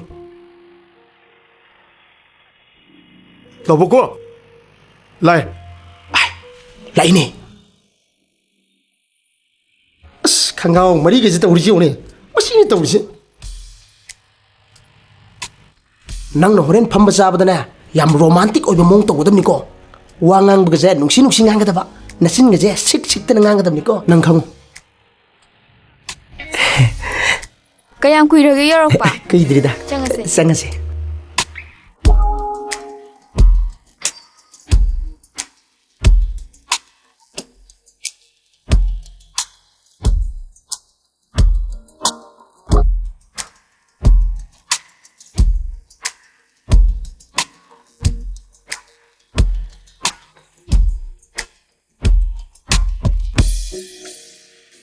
ꯇꯣꯂꯉꯧꯁꯦ ꯉꯁꯤꯗꯤ ꯋꯥ ꯀꯝꯇ ꯉꯥꯡꯗꯦ ꯑꯩꯉꯣꯟꯗ ꯁꯥꯎꯅꯤꯡꯉꯤ ꯃꯥꯜꯂꯦ ꯁꯥꯎꯗꯦꯗ ꯍꯥꯏꯔꯣꯗꯅ ꯅꯪ ꯉꯁꯥꯏ ꯍꯥꯏꯅꯕꯗꯣ ꯍꯥꯏꯔꯣ ꯃꯇꯥꯡꯁꯤ ꯌꯧꯔꯗꯤ ꯏꯀꯥꯏꯕꯅ ꯀꯥꯟꯅꯔꯔꯣꯏ ꯄꯥꯝꯕꯨ ꯄꯥꯝꯃꯕ ꯅꯨꯡꯕꯨ ꯅꯨꯡꯁꯤꯔꯕ ꯗꯣꯡ ꯗꯣꯡ ꯍꯥꯏꯅꯔꯦꯁꯦ ꯁꯤꯗ ꯂꯩꯔꯦ ꯑꯩꯗꯤ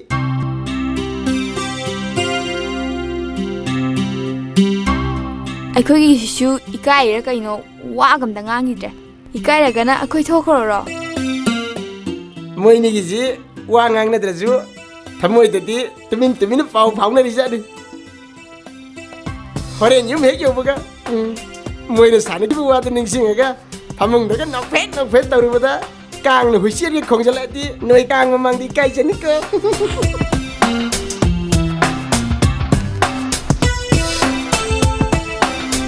세작방과 이세 맥 이벤트 삐용가 강날리베세 라이붕어 마시 에와 비비 야부자네 야부자니네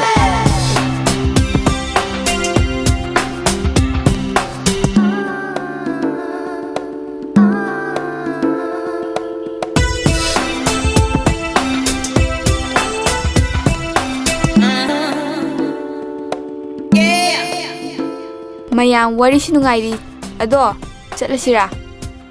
Nanawbigi machedo halakku matam yaramani sound ko nanawbigi machedo khara sathi taungneba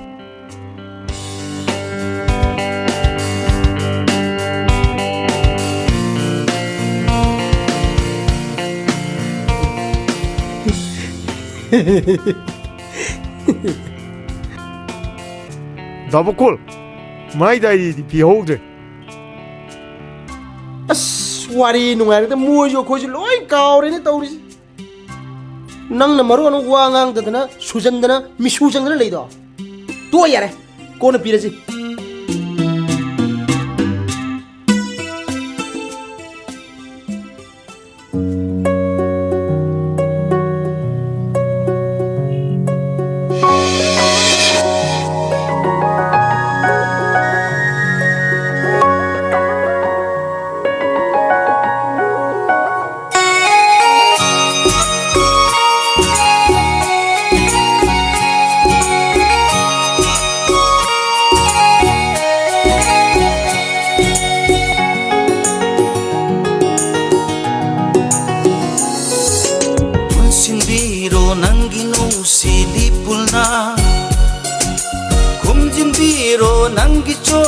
samlangna oira bani thamoi sisu nang tagi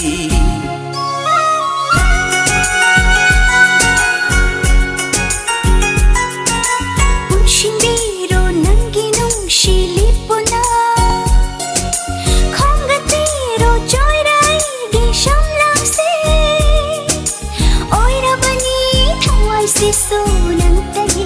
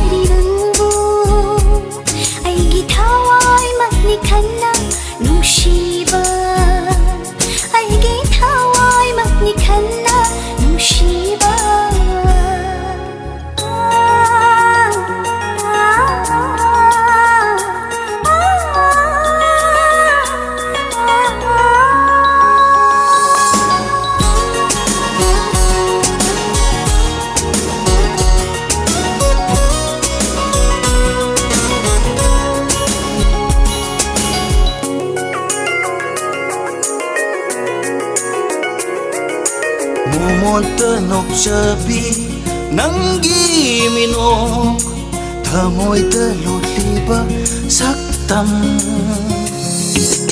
thadokla roi mapo khuding leibiu thamoi da lendana aigi thawai aigi punshi nantagini pirabani thamoi shiso nushina famda aigi thawai aigi punshi nantagini pirabani thamoi shiso nushina famda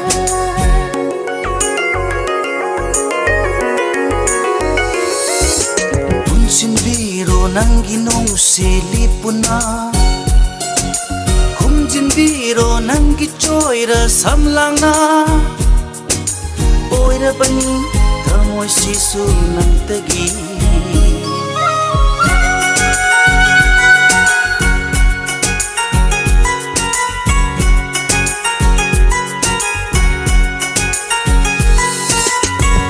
na hore sei sakma matam dadi mi sumana bohna ba mi nungai na bohna ba da na sa dum ni khai da tawdam ni ko khar ni khai gadam ni ko nangi uchu yungdu yaroi ba mi huji sei nungai na bohna ba da speaker car ga sei sakku yauna rabani kala ka sei single thi khang din torga stage ma ka thi sakku yauna rabani hai tilai ko bi sunar ni mi hore ni khai gadam ni ko na sa pun ma nungai mi nungai lo adu da khang ge hoi da bokol hore ni nei tharaji ko nei thar gadam ni mai tora se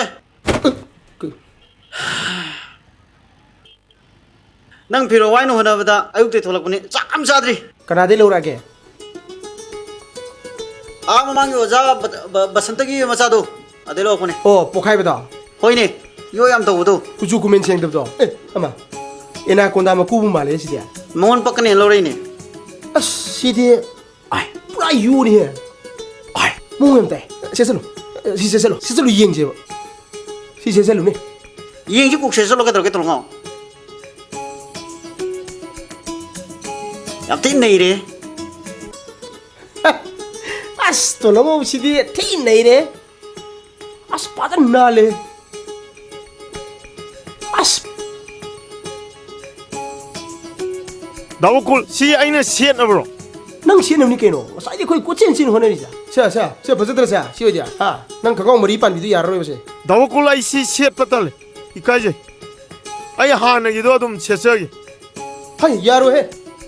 Nang thai ni ge war mamangi kangau bidum sile yaro sini ni hoji kangi yo haido as nga sai de no wa ko je chak thi ma ikai ga na adu yu ni ne da kwa hoi pung ga sa no ngale sala dam ne khamen chap pai matam pate ngan halak na ba hoi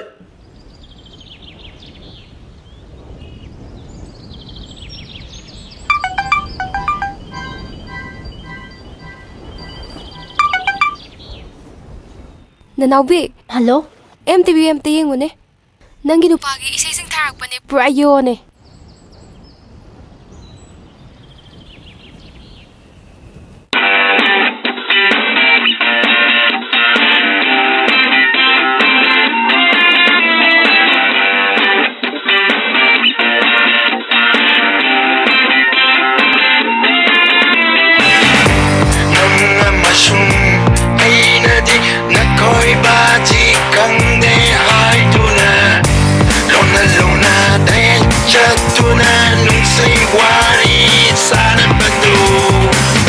As uno sina da boya me. Na koi bazi se llama Pavajani. Oh, llama lady nadi. Wakala makalure. Na koi bazi se llama Pavajani. Oh, llama lady nadi. Wakala makalure. I am Tinan Dorakeda.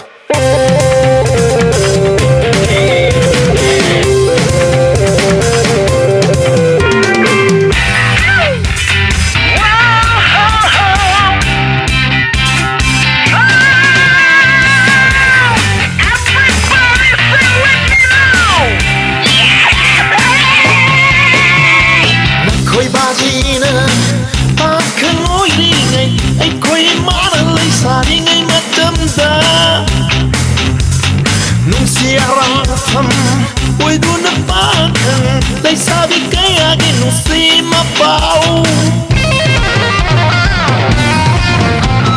Na coi basina, paca moi ninguém, ai coi mal dai sabe ninguém matanda. Não se arranca, oi do na paca, dai sabe quem é que não se mapau. E vi do na ponce, lei punhão hanbayan tina hayram gani. Kawi gumasuk matam di cari lepas leja lumanai na siba yang gilai hawi tamoy kurinda mirona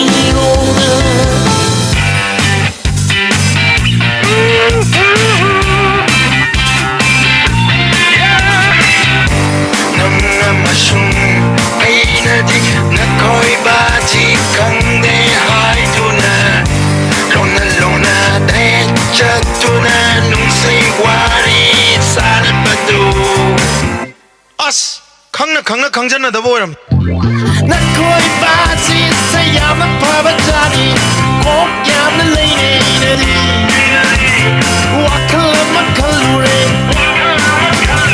nakoi bazi sayamna pabajani kok yamna leine inari wakal makalure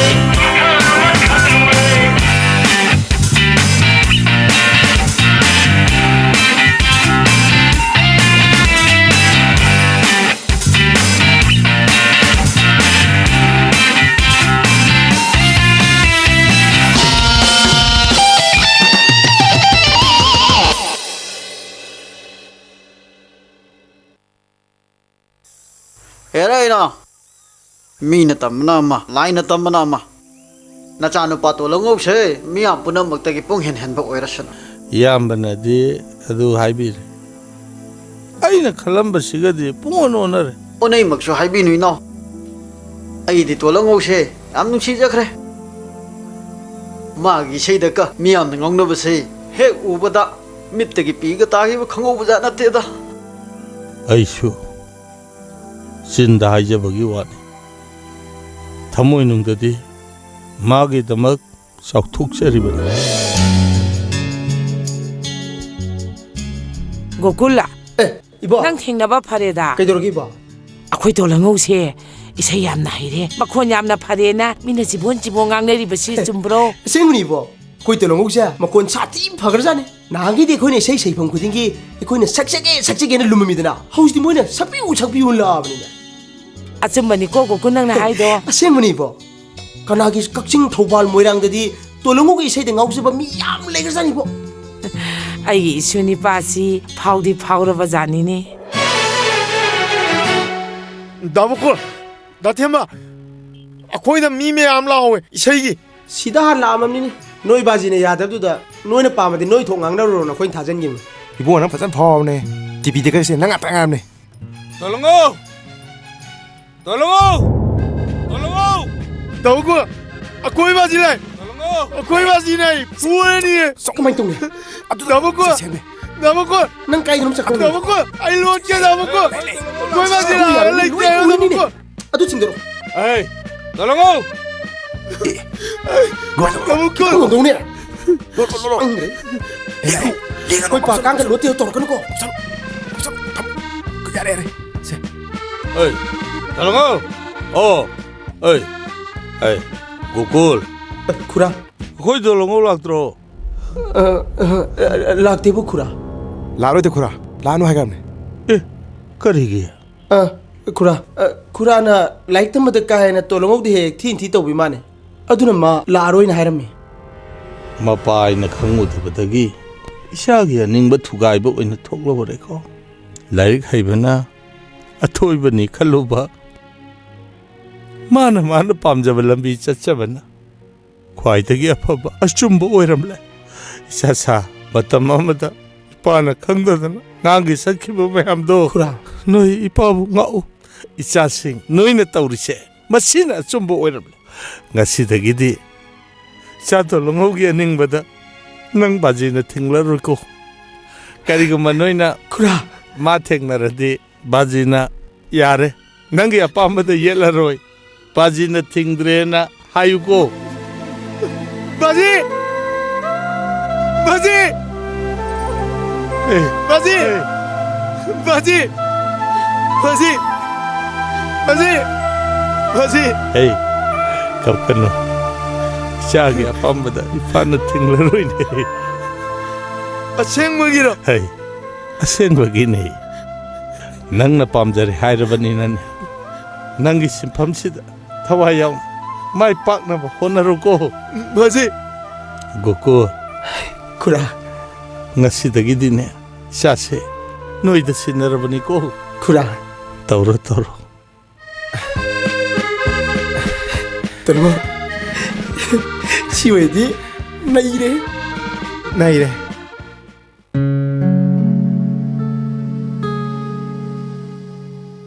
Sese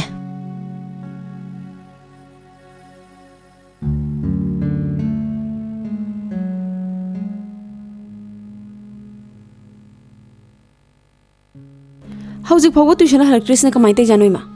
Khangdine. Nahangai di sumaina ta thengdabani. Masi angang se. Ai di yam pakhalebo. Hande hale he. Ima wangang nuko ai tauge.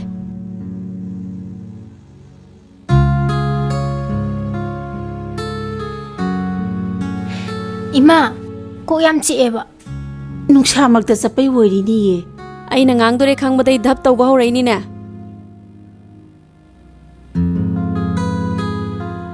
Ima, masi ngang sirang yaw re ko. Mahik pu banu pa da ka thungjakhini. Lamdam se mahik pu da banu pa khandok pa yam lurabani. Karino ne bima mahik yaw bu yaw da ba haisibo. Ima, ai chai bi pakpa mi khaktana ne mahik pakpa kaude. Suning da ba, humang taning da ba. Mingonda gi sen khaira gi hingni khanba. Angang manada gi sana thatliba. Angang phaba mioi kuding makse. Mahik ne. Ai na ngasi active service ta changli base. Khunai se lairiba mahik singse. Angam ba khara dawre basu sengdoke na khalaga changini. Ai khoina mangonda thamliba thaja basiga man adugum mi de thonglordi ma loe loe. Hoine. Ima su ipa pakhale ne. Nakoi baji se yam phava jani kok ya na lei ne di waklama kalure. Nakoi baji se yam phava jani kok ya na lei ne di waklama kalure. Isuse nama kaiga manadrabani haujikti mami mana khara singjarabani Ima mana sumna tarokani haibase aidi manga chap mani haujikti magi saida mipung khuding mangna yamna pamnare asipuna mase theboi gokuloina kanna honabi badagini makhoi bu mirai bi bayade mahak na maramdom lepchabaduni ayhak na pamish ay nagasi koisa satu talibase magi damakta natro ainaga ahal oisalapani magi khanbada siba ngamoidori mana mayum makai panduna masa masu leija haurabadi ai shirabasu khuyatu silagadabani ado nangna mafamje phajayina haidubu kana chake nupa chapro akhoni sumaina Nang kaina. Nang di sauza baywani. Chahi de na halangani. Nang di am thi angang ni. ise ko ning baywaro Kauraju ka shukai de da. Chahi du di khangjal lo haiba. nupina han mazil laimina badadi ina khulle na hainabani nupi jingje nupana haibada yadiya ningaga yaningdaba sari ngaida kapta ba yawe hainabani Nang di kanana hai khangiba. nang ujikta haidudi Ai kai haiba. Ai na kadai haige ba. Ai di haizu haidana. akhoi ni nungsinaraga nangna chahi hanba saningdana ise ko haidudi Angang ne di hairaga wangang badadi pura ikubong ni he nang se. oza farijidi Adudi nangi oza di kanano. nangni Yare yare. Ai na khara khaige tawraga mana oine henjil lai ne. Ai di nang se yam pangba malure aduga manung da sing leirami. Saslo.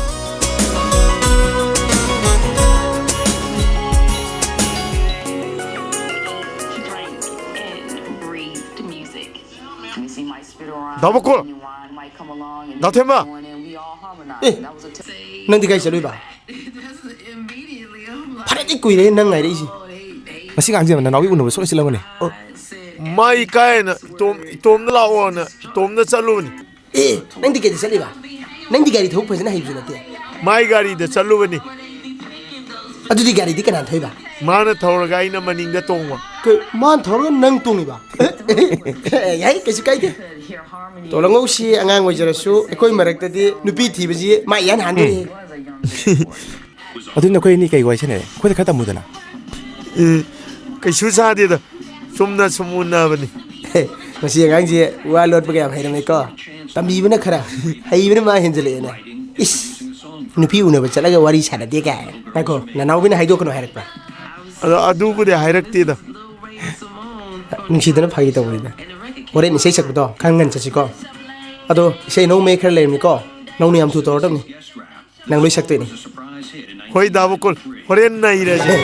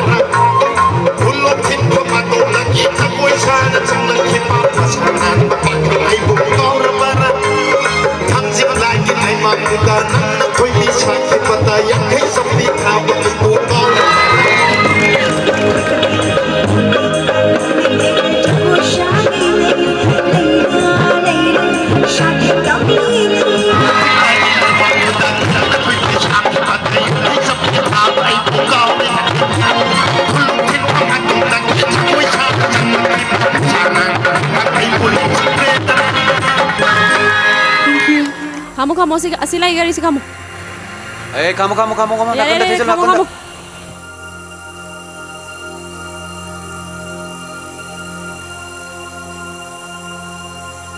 Paring sale palo. Paring sale po. Kutang ngalo.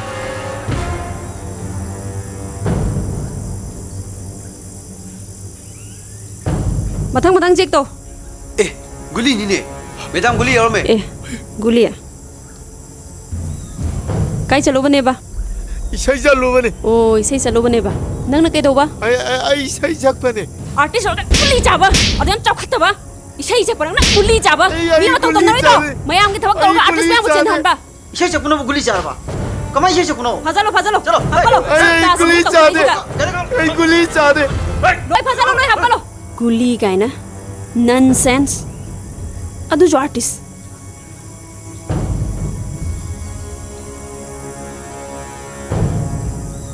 Kaidabu yaura jano hauzik phawa halaktribasibu lambi daga gari yadadana leira jala ima ngasi magi saifam ani hum leidi hairamani adugi oirambasu yaeba isugi phone number du khangbra yauri ongtang tawragi yengera phone tawre phone chatte switch off leidi ni ima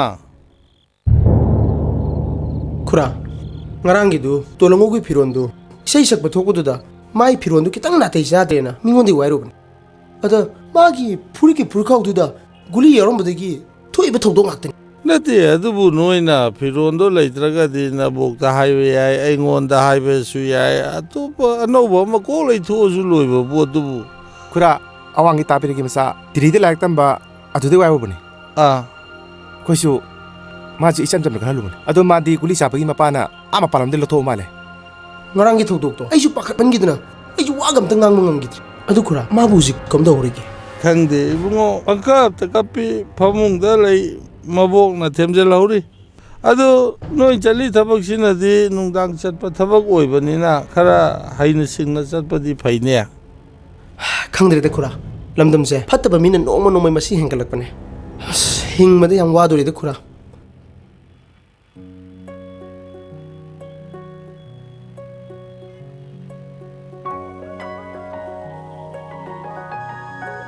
ngasai dai phone tawbane kaidoroge parakta de program chaluba phone puba korba aduna ni oh hayeng di sai program leibra leite adudi hayeng akhoi nem ta unasira kadai da una doino hana gi una bom jaga do aduda law pung kya da no pung 12 dai da nathanda law ko hoi ai nangon da kanom ta pigi tawone kari pi doino hojik di haidok pa yade hayeng adum khango hoi adudi ai thamage ko soibe yade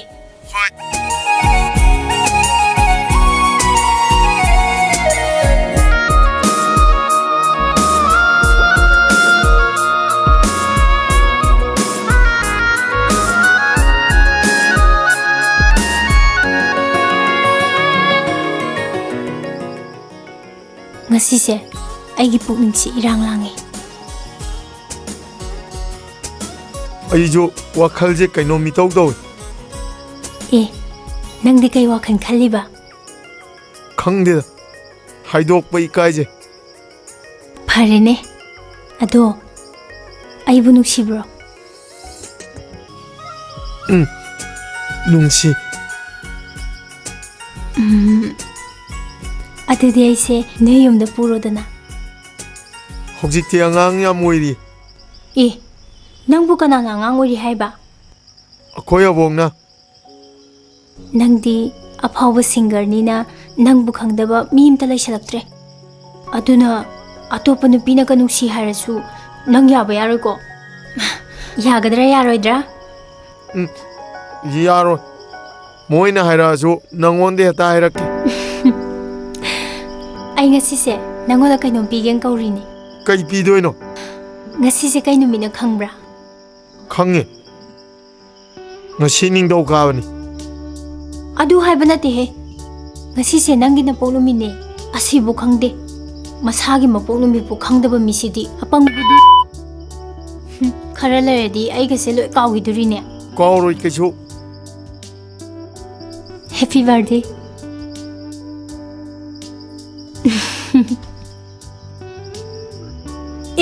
Ngai ko he. Horen anu yumya borga yengo. Hoi.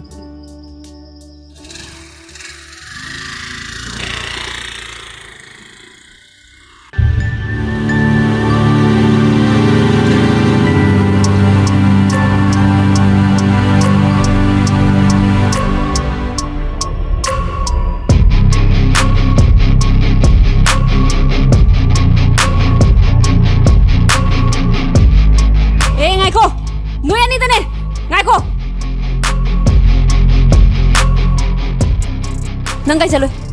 Ha? Nui ni kai chalo ke ba? Ai na hangi sin nui ani dani kai chalo ke ba? Thabam chalo bane. Kai thabu nui chalo isa. Ha? Nate nui ani khangna ba kyam kuire ke ba? Kayam kuire ke khangna ba? Khummo. Kuire khangna ra ba?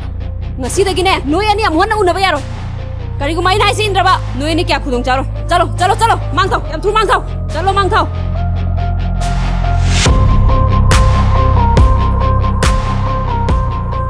Hey, chaba guli chaba no the inau se thaja do shiro ai kuchina hado kim nen pai nang wa khando yam thun thado aduna jade kya phabo oi roi chalo chalo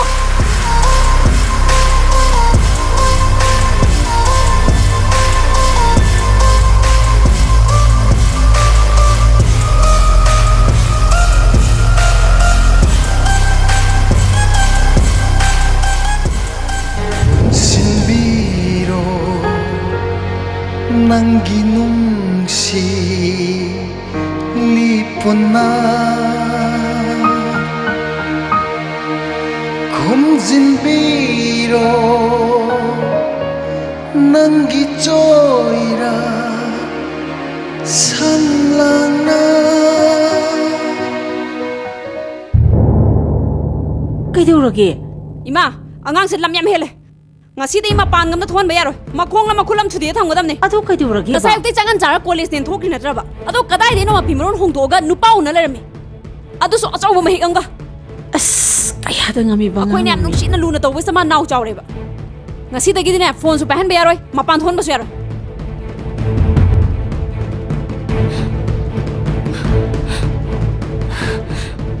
ma se kana nang ma sa khangra guli chaba mi khanaba yang ngong sanaba ok to mi ni ai na ma se masak ngon na hana khangabani hai ma ima bi ma kaya da ngami ba nganu sibo kada dagi phiro no ne mana seli sibo yum dagi di college sakani ne uniform sela thokri bani ima masing ang sam henmal kana ro matam khra di exam loi foba mam to noi thong khra ji ai ngam tali mam to loi da leiba kari ki tan ba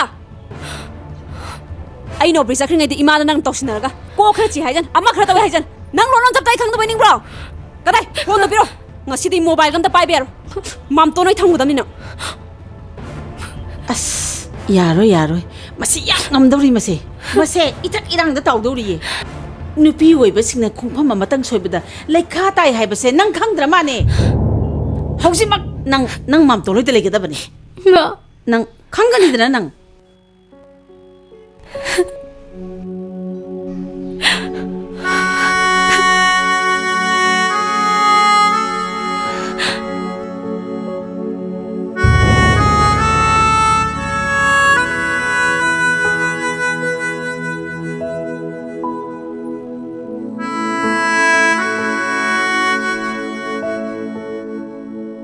Theba, Thebo, Theba.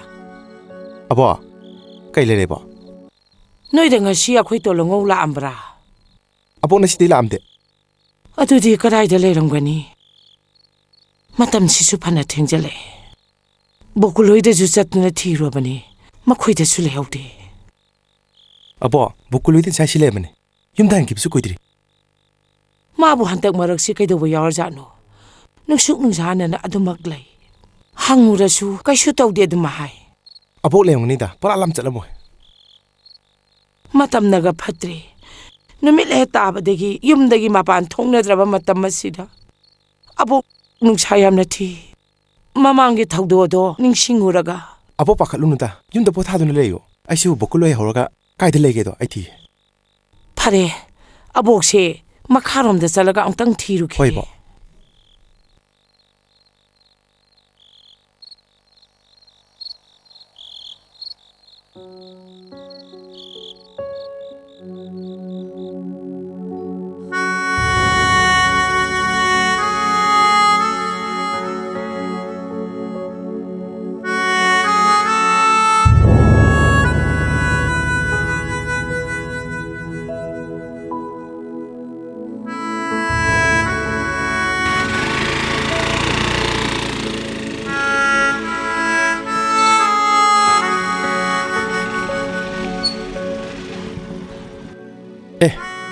Silere, Tolangou, nak sige tulungi ka.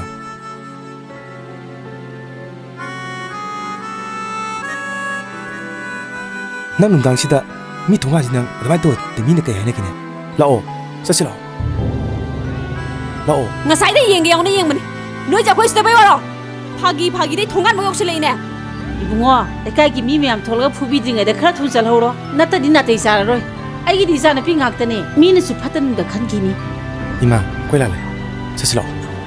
Lao. Ngai ko. Adugu masi masu khang. Nang na khali wa khan do yam thuna han do. Aduna tradi aphaba kya oiro. Chalo. Ma changan silo.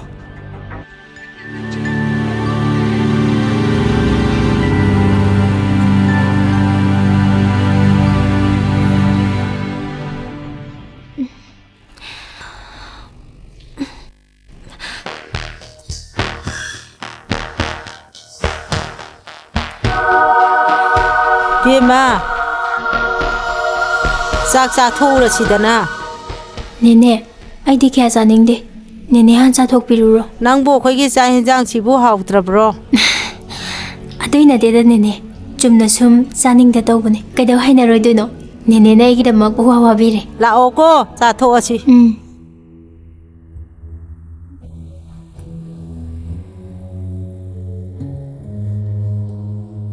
Panadi ko sile.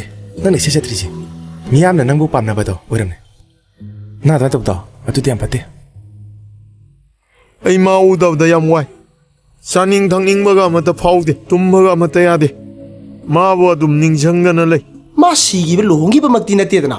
Ma ju tanjaba sa da na tawri oire ni ke doroga. Aina phone taw da su mai phone no phangde. Sui job lai re. Hau ki ba thok tu na. Moi ma si aduna khoi yam lan uramani. Moi ne lan uri do. Koi lan da bani na. Nong matra nong madi asum ba soi dina khangakini. Nanaw bina nangbo asuki matik nungsi jabane. Aduna mana su nangbo soi dina uningangani. Tolangou. Nana maya muningam ni na. Sumai tawse. Ai to biyoida natragana nusiwida chalaga. Naban unanaba isilagi. Aduna farani. Si natradi upay amta leitre. Adai di nang yare dana.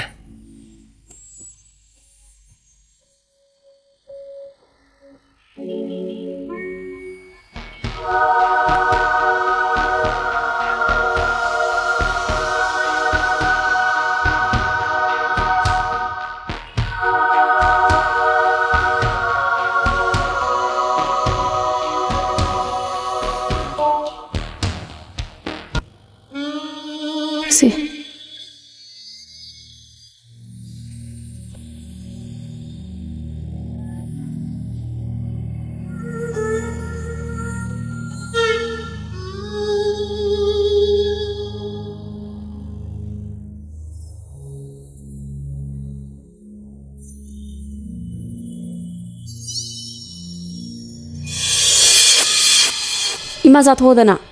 Sani ngai khon na nause. Maru yaudi man ba hitaba. Asu yam chaw jibo mama imala cha jani. Mama na nga maru man basida kalai se yong. Hoi be ma, ai de nga ngoi jari bado. Hoi be ma kalak jadi. Angang ngoi ramani. Ichaw ge. Se sima chaw se.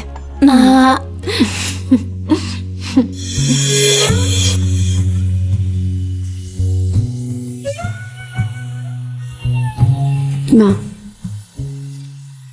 Nanaw laitaba se. Imong se yang nuai raktre. Nanaw do lobiru sire ima. Ai su yam nuai raktre. Mana di mathong di kaya sadre do. Isa do mana khoide oina jabado. Mandom ja hoidadi sumaina to yaram moido. Ima. Aidi nanaw se doctor am diu hening. Nupine doctor oibse aidi yam pami.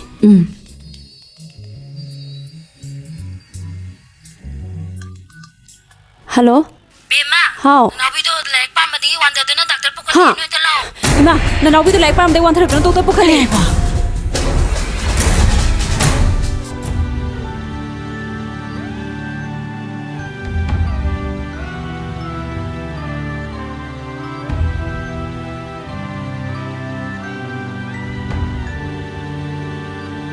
Hujikpudi kaisu tawroida. Horen kapkadaba hidak khradi lairi adu lobbiuru. Laibadi chakramne doctor. Phare adudi horen star room da pubiro. Phani. Nanawi kaisu tawdrabo. Tawdre. College exam suti ek thakibaga nanawi da thainakidre. Masu by mam to mem da laikre hai. Phone gam ta pahen gidre hai. Tosia, nang mai mata chapigira.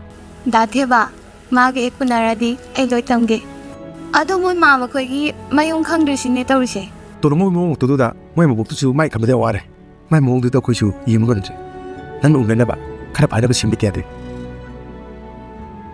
होय Aisin बे याब्रे इंगे सोमबु अनाबगी कना ओइबिरबनो doctor आइगे हेपु मिना बिनाउने अनाबसि हाना ममांगदा कोंगावबो कोकसिकपो तौबिगिब्रा मतम खरगी ममांगददी कोकची हाइदुना खरदी थेंगनकी अदो कोइनदी नाखिदे थुना दुम फकी मसी मंगारे खोइना थेंगना भाइबबु मागिसे कयासु हेन खंजन बिरुनुको doctor मागी अनाबसिबु मागिसे brain tumour ने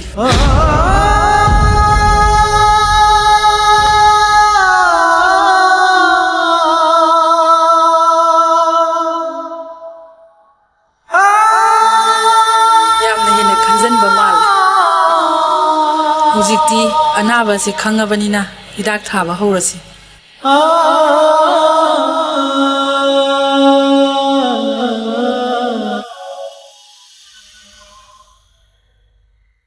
Nanawiya se nang ngakte leramo nache do doctor gi manakta sakhibani kuire ai ngakte yamge ko leramo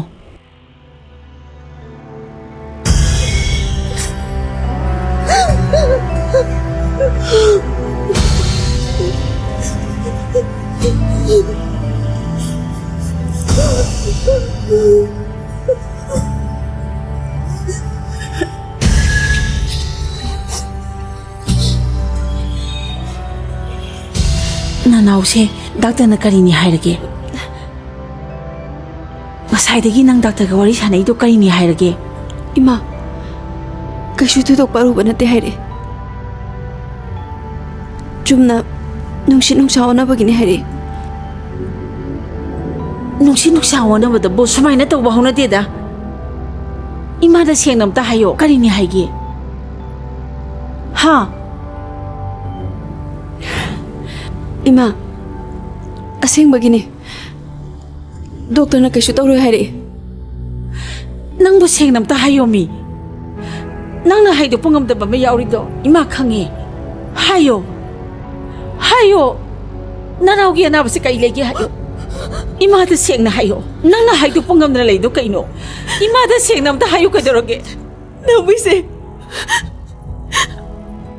beti ma urame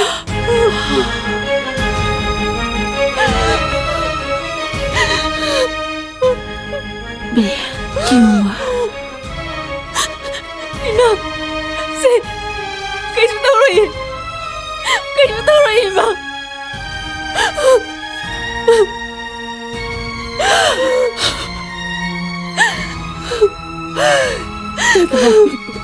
Kimba. Nanawigi anama se. Matam koy naman. Ako'y na matam sana kagaw naman na ni. Mana kong chichi ay ba to? Magi anama na ni. Magi anama na ni.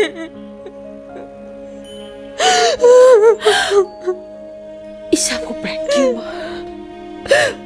Matuway to payaroy. Ay isa na patigulay na to tapayaroy. Ay isa na patigulay na to tapayaroy. Ima. Nanawi kayo Nora. Isa na mo to napayaroy. Nora, Ima. Ay isa na mo to napayaroy. Ima. Ay isa na mo to napayaroy. Nanawi kayo Nora. Nanawi kayo Nora, Ima. Ima. Se. Tuos eh. Nanawi daw ko'y mali. Manungdoin siya nga si. Ima. Nanawi ka mamangda. Sumaya nung ay naman daw sa mula di kamay daw doon no.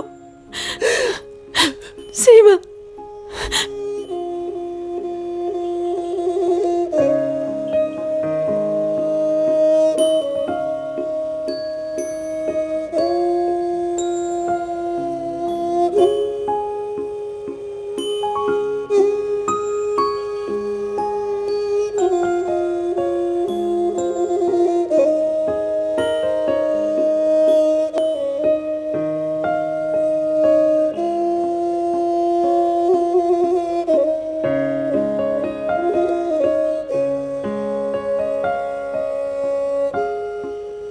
Isabu kari nungaitaba leibagi. Doctor dane nangi nungaitaba singdo loina hayuse. Laingai sidane loina yengto hordamni. Asingmani mana haise.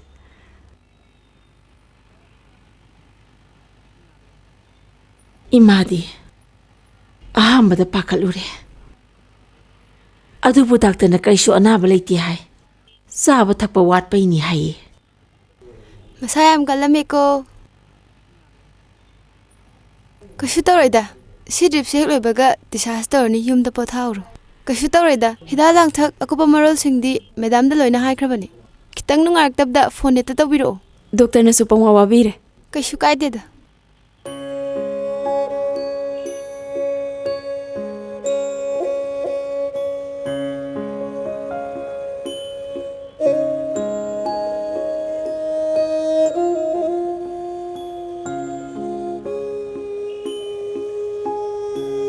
Ibungo, kaidaure nang muna sa ngamdrabo. Ngamdraga Dr. Salay ang usiro. Boboy kaisu tawdi.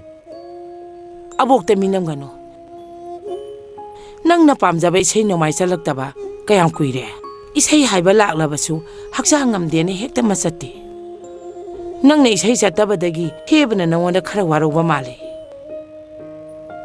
Bobo, marang kaisu laitida. Sumna sumatam karawaye na pothabni. Abok ta minam gano. Oy daba minam ba no matangang daba nang na. Nabok ta nga sidi miname na tra. Napaga aiga nanga. Ako'y ahong kaktang layba sida. Nang na dumay na layraga. Ako'y nakamano nga doy no. Nang tathebaga gokul gana. Nang imaram da wari krasari. Maduna siyang boy rabadi. Bubuk salaga hayruge makoy da. Bubuk chaluno. Moy machedo. Yam sathibani bobokta chaibirakani. Pakhang amana leisabi amada nungsiba haibase taibangi sanabini. Makoyna isuda lana uribado abok satlaga sengtuuge. Bobokne hinglibase isugidamaktani. Nupa mandaba tawgano. Abok lairibasidi. Bobokne hinglibase nangidamaktani. Bobo.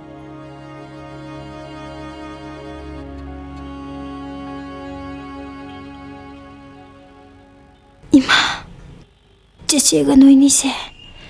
Aiki honabada yang ware ko. Kaino nang nangangi dubo. Karigi wadoino. Wade. Ima wade. Isa paraga lore. Ima, aikoy se. Ngahan gege iman manade. Ayunda muna yengaga ne. Nungay na adum ne.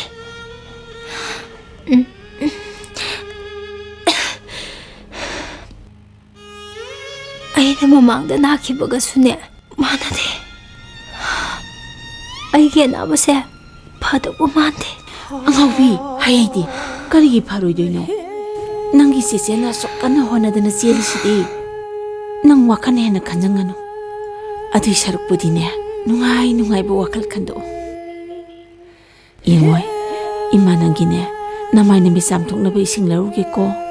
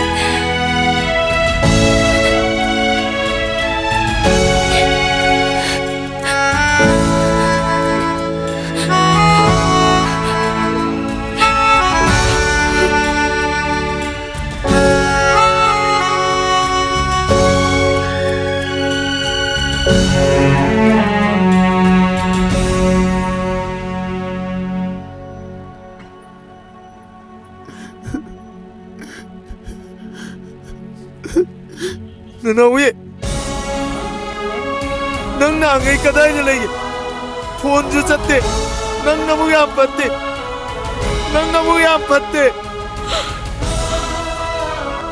ai nang uda kaya wai kamra, ai nang uji kadai na lagi, ai lakke Nanawi. Hilak!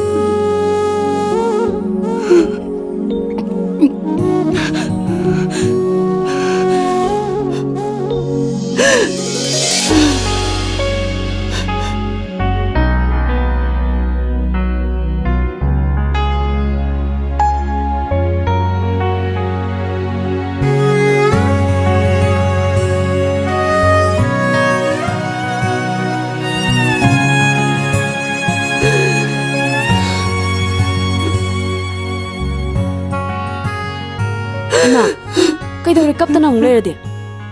As, nanaw bita khra di nungai roi. To se.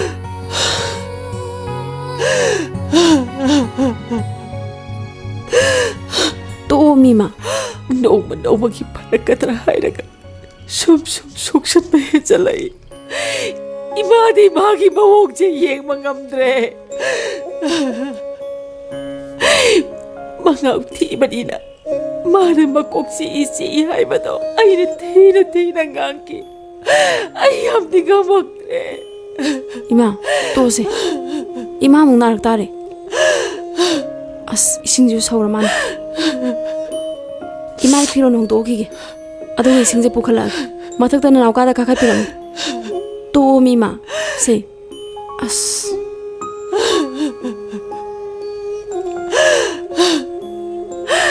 Hey laibang. Karigino asok chawba chaina bibiri basibo. Isagi mahutai boy na lausan biro. Ay isadi mamay kita pak na ona toy na sana jari bane.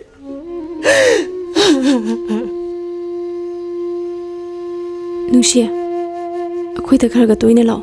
Ako'y gidi miron sulay jadabani na. Imaga igatang tawang kangde. Ado, ay nangonda kay nung mahige. Kay no hayo. Atay kisyo natida. Ako'y nanawbigi wari pumbaloy na kanglabani. Ado na, magi nungay na ba ay hod na dabayade. Ado iche, mama sana maya na ba si kanga ba? Hauzik pawdi kangdri. Mana kangda na buhon na bada yang wai. Aduga mana, imagi awaba matawse, yeng bangamde. Ado nung siya, ay nangwanda kay nung taga haige. Maga kang nazaba Tolangou ga, magam tanguna na basinsi. Hoy che, shin na ba daw siya? Ado Tolangou siya, ngaw siya na ba mi dinate? Ma siya yam chamba afaba misyak amane. Ay magi maramda hauzik tiloy na kange. Ay ko'y mamton ga magi mapaga yam lo na tinarami. Mamton na su magi maramda wari loy na tame. Ay yam ni nga magtre. Ay na mangonda yam tin na chayki. Ay na sula na urure. Karigumba nanawbi na patanong datoa ba. Ay kipunsi se. Yam tingam da ba malehorane. Ije, to se. Laibak na tambani kalase. Fana ba shin la lore kay no? Nanawbi, nang maga pa to pauna drabo. Pauna kidreda. Kuire. Noi kadi ting na drabo. Mado karam na layram gani khanbada. Ayam wai. Aina nukshibasу tambiraga kainabasu tambiba thogadra madi nangi wakhalda pungaw ngawre haina tai isai ga su amata sakhidre ngauchanari haina tai thebana ingonda hairambane ado nang magam ta unagera pa phonagera amadi to ai question bige nukshi adugi matamdo yame henkre ai maga amuk unararoi Masuebo kautok patamasano. Ay gipibamse. May mamangda mo uningdre. Kay no nang napungningan diyam sontari dubo. Imaga chichiga na nang bupanaba siyam honari sidi.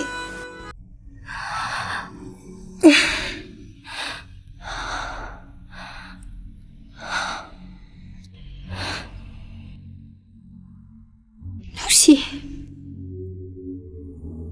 Ay se. Brain tumor na narabin. Imaga sa siga na. Panaga na ko narabaso. Ay siya. Papa nga maroy. Kasi siga ni kang drabay na. Diyan na pamagi mapamda. Ang mukha na awaw piningdre. Nanawbi, tuwa siya.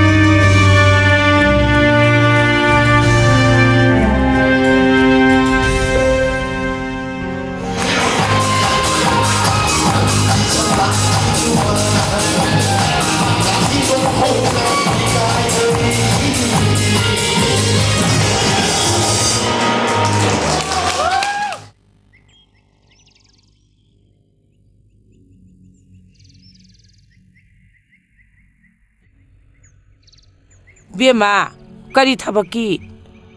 Abo, yumsibu Tolangougi oibiraba. Mane, ai Tolangougi mabongni. Abo, masabu legibra. Laibane.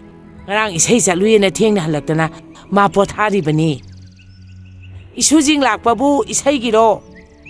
Abo, akhoina laise isai gi nati. Akhoi Tolangouda kainom ta haijege lakpani. Isai gi natrabadi kari thabaki. Abo, akhoi Tolangouga yamuna khangnaba nanawbigi mamanabi ngaktane. Akhoi Tolangouda wam ta haijege dawani. Ibema khoina laibasidi nanawbigi pau puraga laibore. Ibema magi wado amo hana makha talanu ne. Haujiktine aigi issue se magi wakhan kaukhiba yang kuire. Amo hana wafamdo sida haudoranu ko. Abo, nasusingbu lana lauraba male. Wari aruba makhakine. Yaragadi Tolangou bomta kauthokpiyo. Magi wakhana issue se ngauchanana salambadagi farakpada mangairi magi wafamdo sida amo hana pusambirakanu. Yare yaubigaro. Ai thabak yame sakho. Abo, ai thabak yame sakho.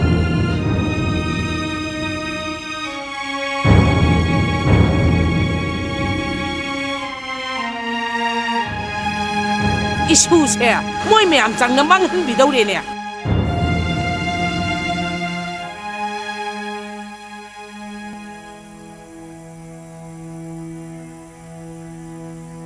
Ima, akhoi sedi.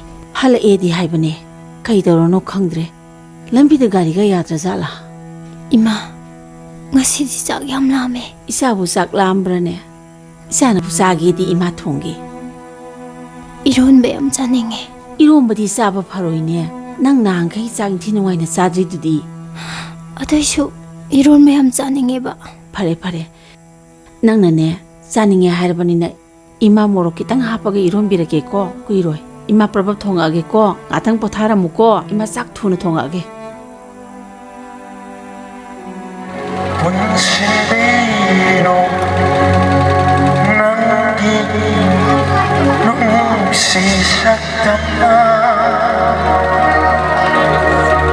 kunjibiro nangi suira shamlana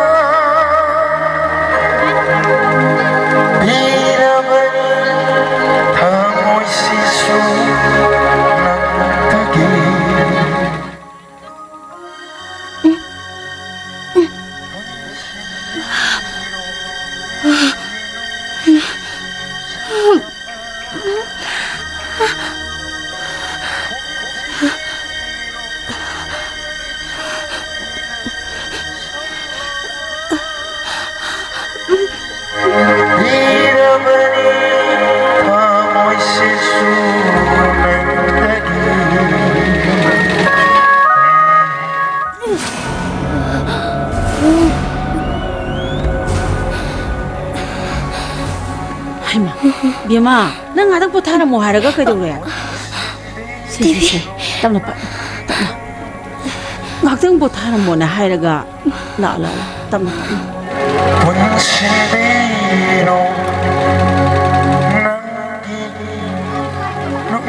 Si. Yang pwede yang ano ko. Kung nga wali imasak probab lo sila lagi.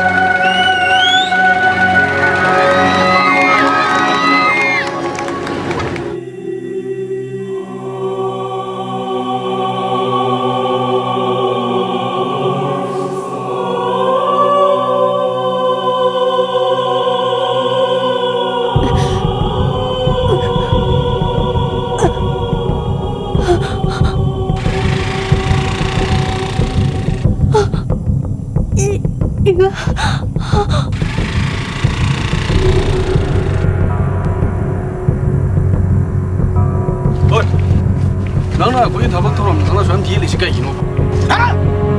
ꯅꯪꯅ ꯐꯠꯇ ꯅꯪ ꯍꯨꯏ ꯀꯥꯒꯤꯔꯣ?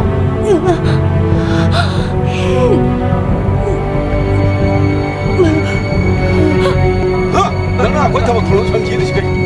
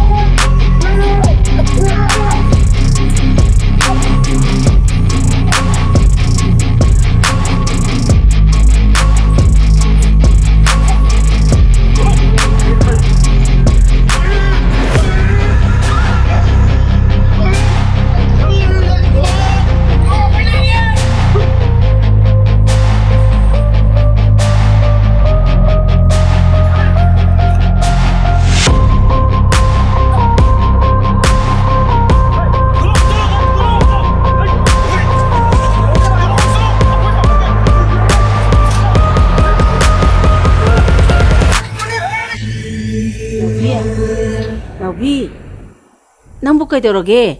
ꯍꯥ? ꯁꯦ, ꯃꯃꯥ ꯆꯥꯛ ꯂꯣꯏꯔꯦ. ꯅꯥꯎꯕꯤ. ꯅꯥꯎꯕꯤ.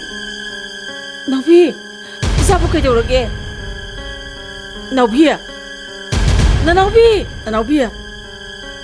나우비. 나 나우비. 이사부 그대로게.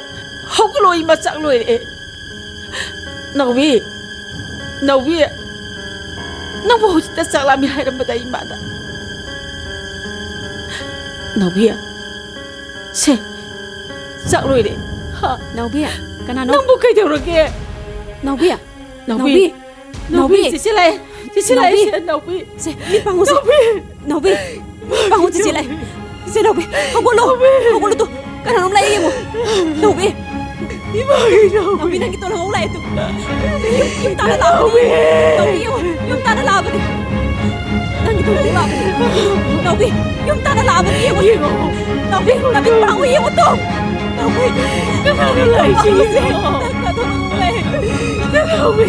Kaya na lang tayo sa tabi pa ng tapo. Si Karano tayo ko Naomi. Karano tayo Naomi ako. Nagsisimo ka ako Naomi.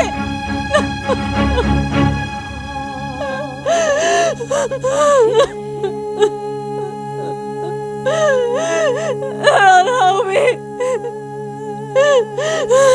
Nagsisimo ako Naomi. Karena tayo siya ko, si Amlale. Naomi, ako ano si Naomi, ako ano. Ako ano.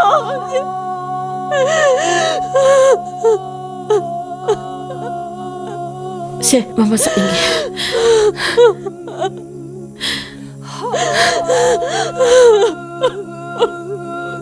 Si, mama sa ingi.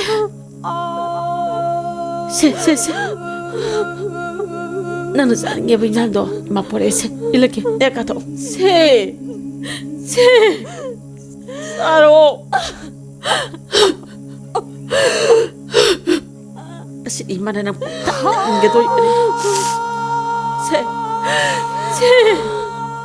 Nangi mari masaksa na sa kibayaro ye. Nang nasabing ba isang mailagay si nang nasumay na sa kibayaro ye, Naomi. Naomi.